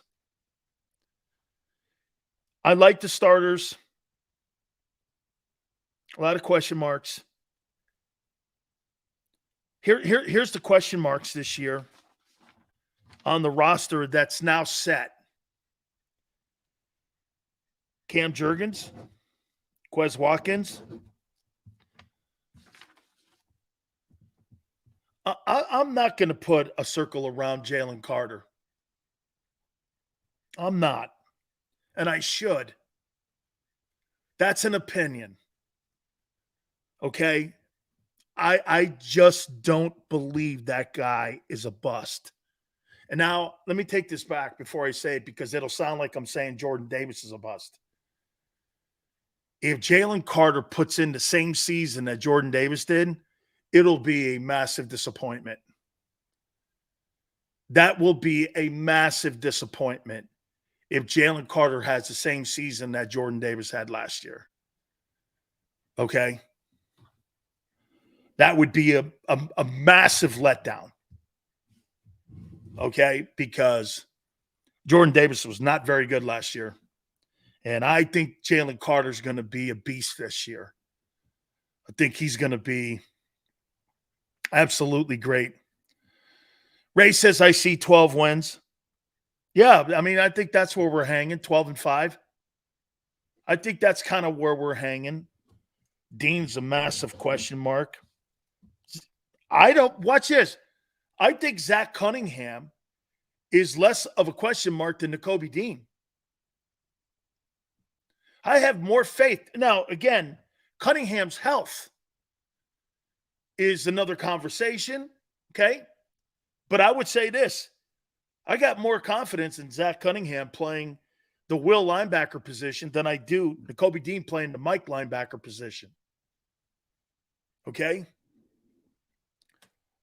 This is the first year playing for Dean, Maxon says. Well, the first year starting for TJ, he had 130 some odd tackles. Last year, he had 160. So, Maxon, in 2 years, he's had 300 tackles. Has TJ Edwards. So, he's got a lot to live up to.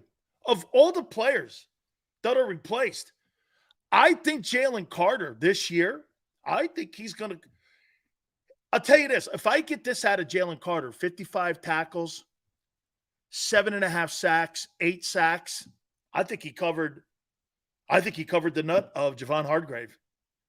And at $15 million cheaper, which is a win. Nakobe Dean's got to have 100. Let's just do his rookie year. Okay, or his first year starting, TJ.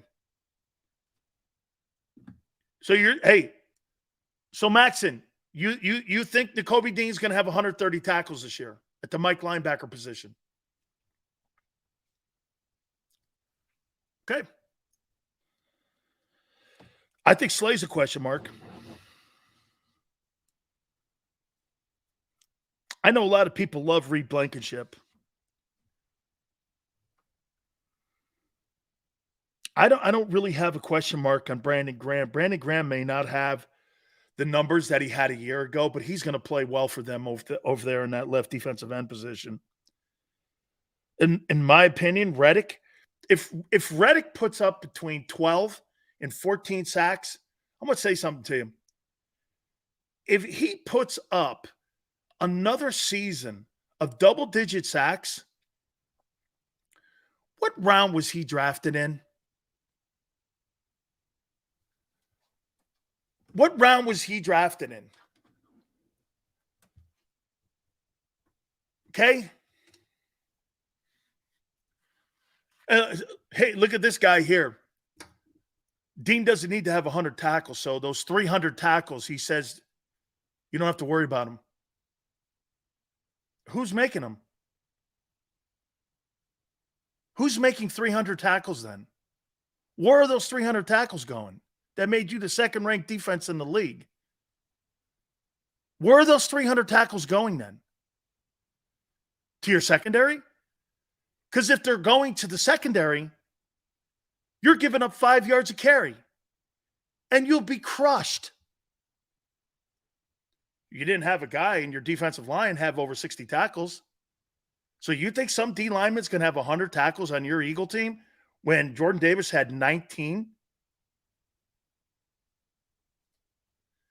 Where are those 300 tackles going? No, actually, 160 and 117. This one guy here says, don't worry about the 327 tackles between Kaiser White and Dean. You don't have to worry about that. It's no biggie. They're good.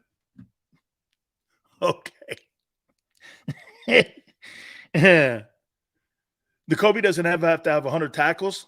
So then you have a lesser player in there. Okay? Remember this. If Dean doesn't have 100 tackles, you have a lesser player in there against the run. You have a lesser player. You weren't very good the last 2 years. But again, off that, I'm done with that because that's next Sunday. Next Sunday, we'll know that. Hey, you know the cool thing is, here's the proclamations that I've made that we're going to find out. Well, probably not exactly. It's probably going to have to be 3 games. We're going to know in the first month of the season, if Dean's good, if Davis has upgraded his play, if Reddick is going to be consistent, there's no reason not to believe that he's not. It's 3 years now. If Slay's not torched, if Graham can kind of give you a little bit of what he had last year, and if Jalen gets better, which I think he will, if there's a starting middle linebacker in the NFL and he does not have over 100 tackles, he needs to be sent home. It's impossible not to, even if you suck. Nicholas Morrow showed you that. Nicholas Morrow had 100 tackles in Chicago, and he was just cut by the Eagles. What's that tell you? I mean, and we're not touting it here like TJ Edwards is Roquan Smith or Fred Warner or the guy in Buffalo. We're not like crowing that he's that level player, or the guy that the Bears just signed in Chicago. Reddick was a first-round pick. I didn't know that. Right before, okay. So Reddick was a first-rounder and 3 teams or 2 teams moved off him. Boy, is that a failure by Carolina and Arizona. He was a first-round pick? Wow. I'll tell you what, and I mean this, Hassan Reddick has been a better pass rusher in his NFL career than Jadeveon Clowney ever was. I mean, Jadeveon Clowney could go down as maybe the most overhyped defensive end in pro football history. The poster was better looking than actually the movie. He's never had a double-digit sack year in his entire career. You know that? He was the first pick in the draft. He never had a double-digit sack season. Okay? And Reddick is better. Reddick's had a – I'm going to – hey, some of you older guys, I'm going to make a comparison to you. Can I tell you this? I think he's kind of like a smaller version. Am I right, Tone? He's kind of a smaller version of Hugh Douglas. He kind of like Hugh. Hugh's not going to defend a lot of people and he's not going to cover a lot of guys, but he's going to rush the passer and get home. Hugh Douglas could get home, man. He was a good pass rusher. Okay? Right? Yeah, that's right. Ronald, the hit on the Michigan quarterback in the Outback Bowl, I was standing on the sidelines. I used to work the Outback Bowl, and I was a sideline reporter, and then I became a color analyst for the Outback Bowl, and I was there for that hit, and I was like, that's the highlight of his career when that guy did that. Am I right when I say that about Reddick? Reddick kind of reminds me of a smaller Hugh Douglas because, Jim Johnson didn't really know how to use him. Then he created that hybrid position for him, and then he rushed him. That's right, Arthur. He started with the Jets. I've forgotten that. Hey, and I would say this too, Arthur. The Jets, they flubbed up on that, right? They didn't know how to use his ass. The Jets really didn't know how to use Hugh. Sales, the saying you went off today. What happened? I didn't go off, Mara. Go off on what? Go off on what? I was just talking about Dak. I didn't go off on it. Trent Cole is a better comp to Reddick.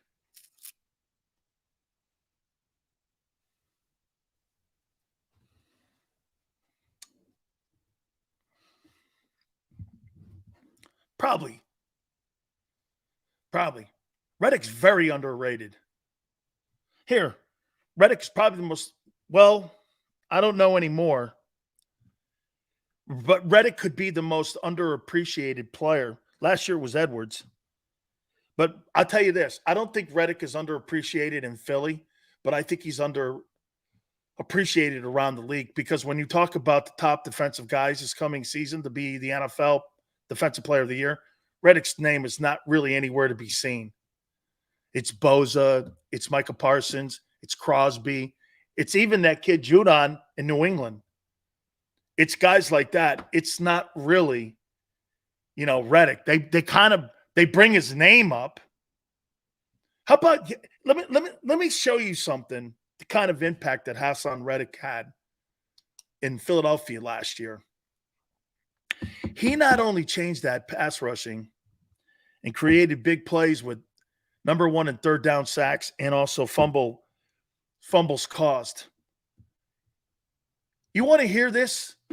He changed the freaking rule in the NFL like he's Shaquille O'Neal that you could carry 3 quarterbacks and one of them the emergency quarterback. He changed that rule.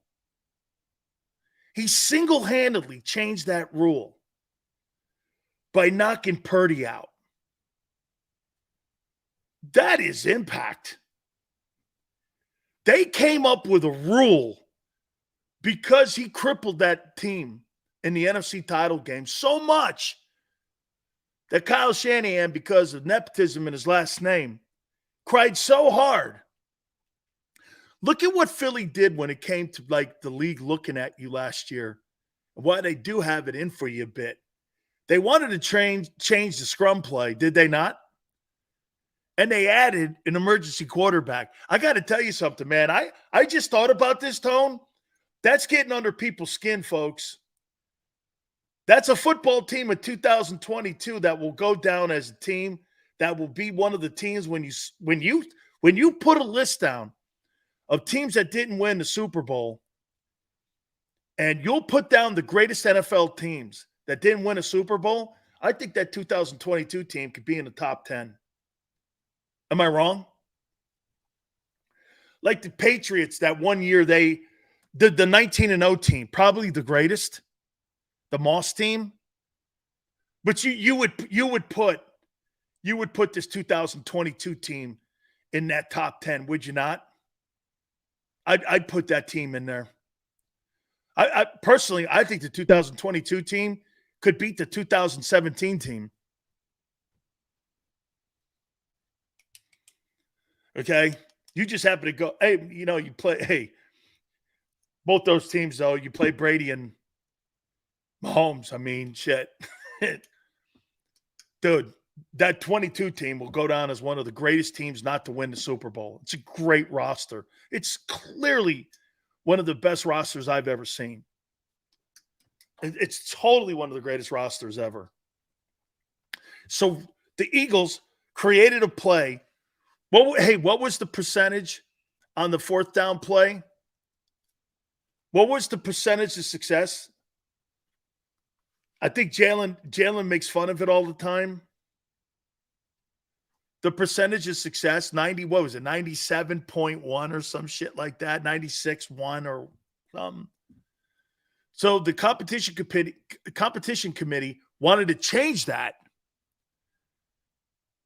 96. Hey, and then because you took the quarterback out in San Francisco, they added a 3rd guy.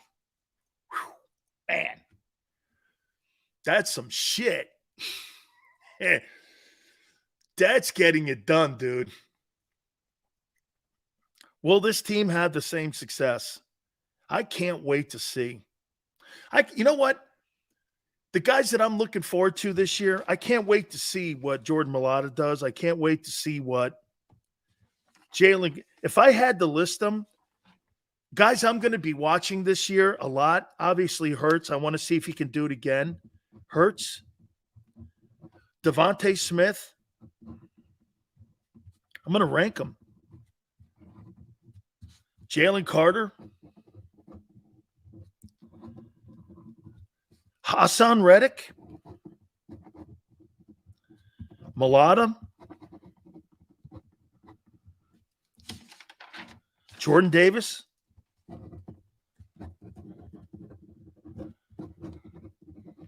I'm giving you guys kind of what I'm going to be covering this year. Quez Watkins, I want to see what that stiff does.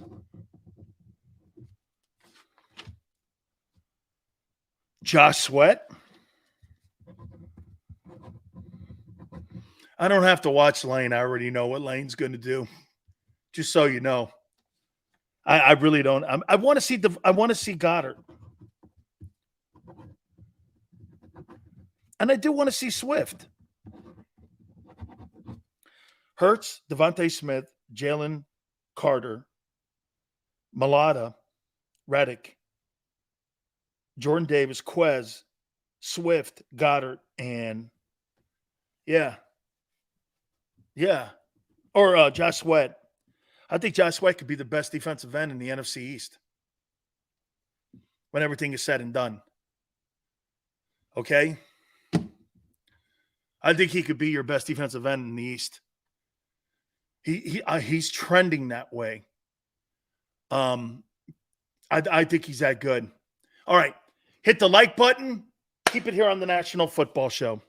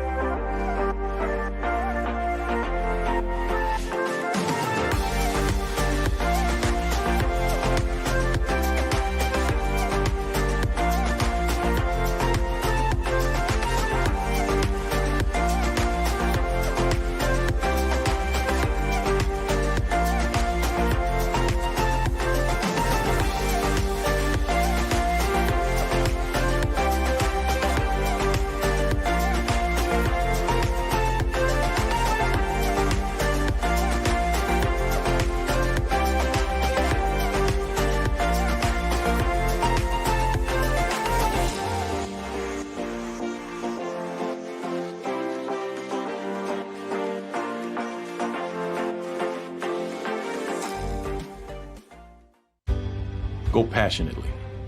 Go fearlessly. Go confidently. Go Birds! Go confidently towards your goals with First Trust, Philly's hometown bank for nearly 90 years, and the official bank of the Philadelphia Eagles. We're focused on getting you over the goal line. So go with conviction.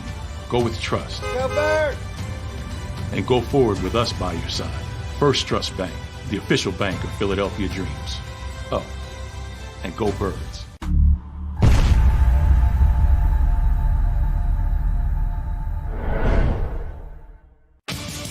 The greatest fans on earth. It's a bold statement, but would you expect anything less from Philadelphia? 58 years of heartache creates a toughness, a grit, a resolve not found in most. Sure, our prayers were answered, but now that we've had a taste, we're looking for more. Pondley Hockey, official partner of the Philadelphia Eagles. All right, did you know I was the Mommy Slam Dunk Champion? Really? Yes, really don't sound so surprised. Let's see it. Oh, you're ready. All right, here we go. Let's hear the crowd. So go to right, go to left, fake 'em out. Mama, go up, up, up. She did it. Again? You can't avoid gravity, but United Healthcare can help you avoid financial surprises by helping you compare costs and doctor quality ratings. United Healthcare. Uh-huh. EAGLES. Eagles.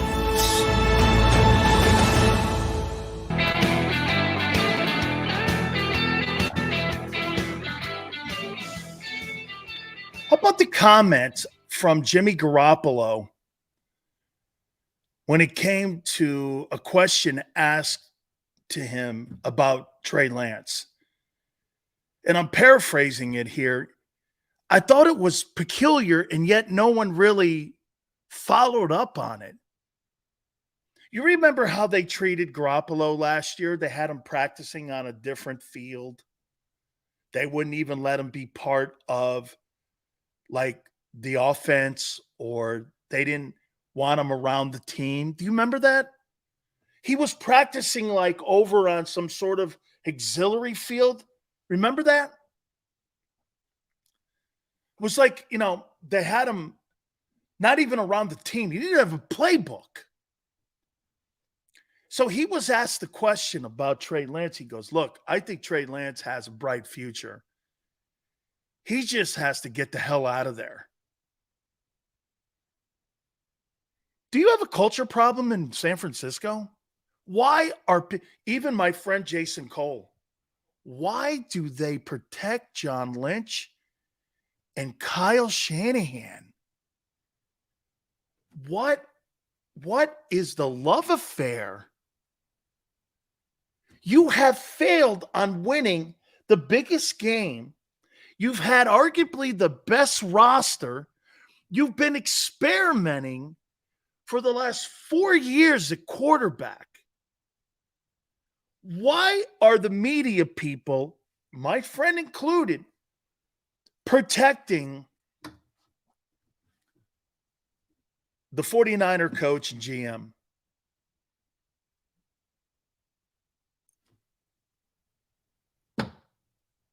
I mean, I do love John Lynch.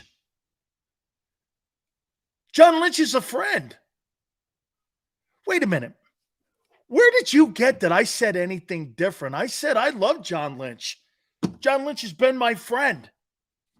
But why are they protecting? Hey, I've also said that those two guys have major issues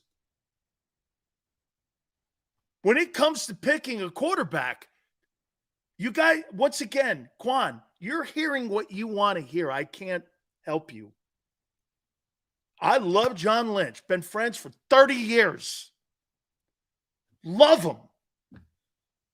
That doesn't excuse the failure at Lance. That doesn't excuse it. My God, oh my, whatever, guy. Again, we'll wait for a different conversation for you because once again, you can't follow along. A 3-year-old can follow along here. Why are they protecting him, though, by not criticizing him? And you know how they're covering it? Well, Purdy will work out. Purdy will work out. Even when I asked the question, no, Shanahan wanted Trey Lance. It was Shanahan's call, not John's. I know that. Mike Shanahan wanted him. John Lynch had been kicking the tires on Brady, Stafford. Shit, John Lynch has been trying to get a quarterback. Aaron Rodgers. John Lynch made all those calls. Do you know how they got Jimmy Garoppolo? John Lynch first inquired. I had him on my radio show in San Diego. Do you know that John Lynch said on my show, they first inquired about Brady because they thought that the Patriots were getting ready to move off him. And then they went, no, but we have Garoppolo. And by the way, for the record, Don Yee is his agent too. Kyle Shanahan has more say in that organization than anybody. I don't know so much after this. That's Kyle Shanahan's show. His dad is a consultant on the 49ers front office. He's a consultant, the father. Mike Shanahan is a consultant. Okay? Shit, Mike Shanahan had a lot to do with Christian McCaffrey being traded to San Francisco. Why? Because the father for McCaffrey played for Mike Shanahan in Denver. And they're family friends. The Shanahans and the McCaffreys are best friends. That's why they gave so much up. They are best friends. Mike Shanahan and Kyle Shanahan orchestrated the Christian McCaffrey trade because they're best friends. John Lynch goes, okay, they gave up the picks.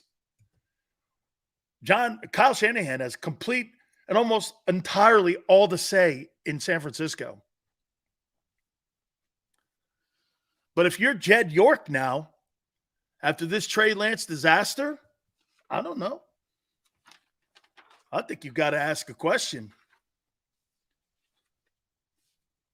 Seriously, I think you've got to ask that question now.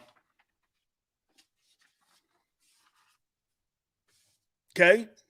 Do you really think you know what you're doing at quarterback? Do you truly think you know what you're doing at quarterback? Because I'm not so sure. Also, the other shitstorm going on in the NFL is the Arizona Cardinals. So the Arizona Cardinals are in the process of getting rid of Kyler Murray, who has 3 years remaining on a $46.1 million deal by tanking. You don't really believe that the Cardinals are tanking for Marvin Harrison Jr., do you?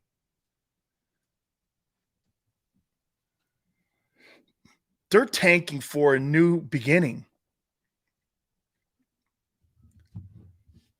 They're tanking for a brand new beginning.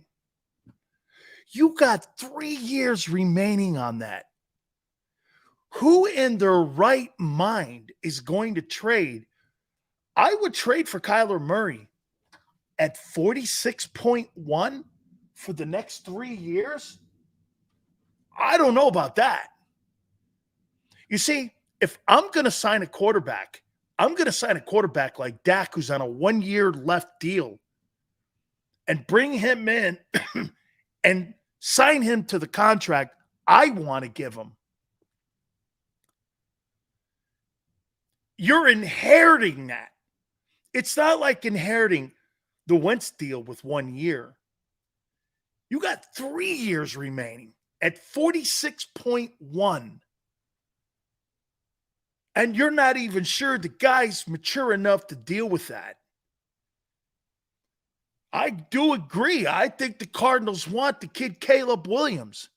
Once again, Caleb Williams, I don't see it. You keep telling me about Lincoln Riley, like Lincoln Riley produces great quarterbacks. He doesn't. Jalen went there, and no question, he got better coaching in Oklahoma than he did at Alabama when it came to throwing the ball. I completely agree. But name me another guy that's come out of that program that's been worth a shit.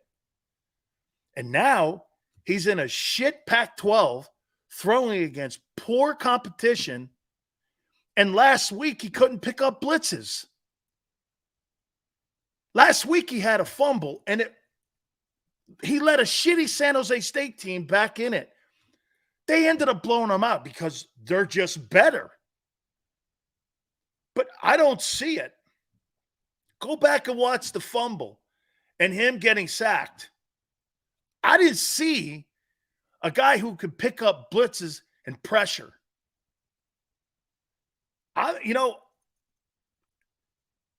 You play in a conference, it doesn't play any defense either. Pac-12, Big 12, all shitty defensive football teams. Name me one decent Oklahoma defensive football player that he's had. I can't. I mean, we'll see. We'll see. I think the kid at UNC is not bad. I think the kid at Washington's not bad. Okay, the former Indiana kid. I don't think he's bad, but Caleb Williams, wow. I don't know. Well, hey, we'll have to see what the hotbed of quarterbacks at SC, because they produce so many. That Caleb Williams, we'll see if he's the first guy ever to come out of there that's worth the crap outside of Carson Palmer. Okay. Hey, appreciate you guys coming aboard. Please hit the like button. Thank you so much. Xander, Big Joe, thank you again. Hey, don't forget, next week we're going to be giving away gift certificates with Hooters. And we're going to let you know exactly how you can win those gift certificates at any one of the 7 locations. That'll be I think on Tuesday we're going to start doing that. So we thank you. Tone, great job as always, my friend. I thank you so much. Keep kicking ass. 3 to 6 tomorrow, and we shall see you on the flip side.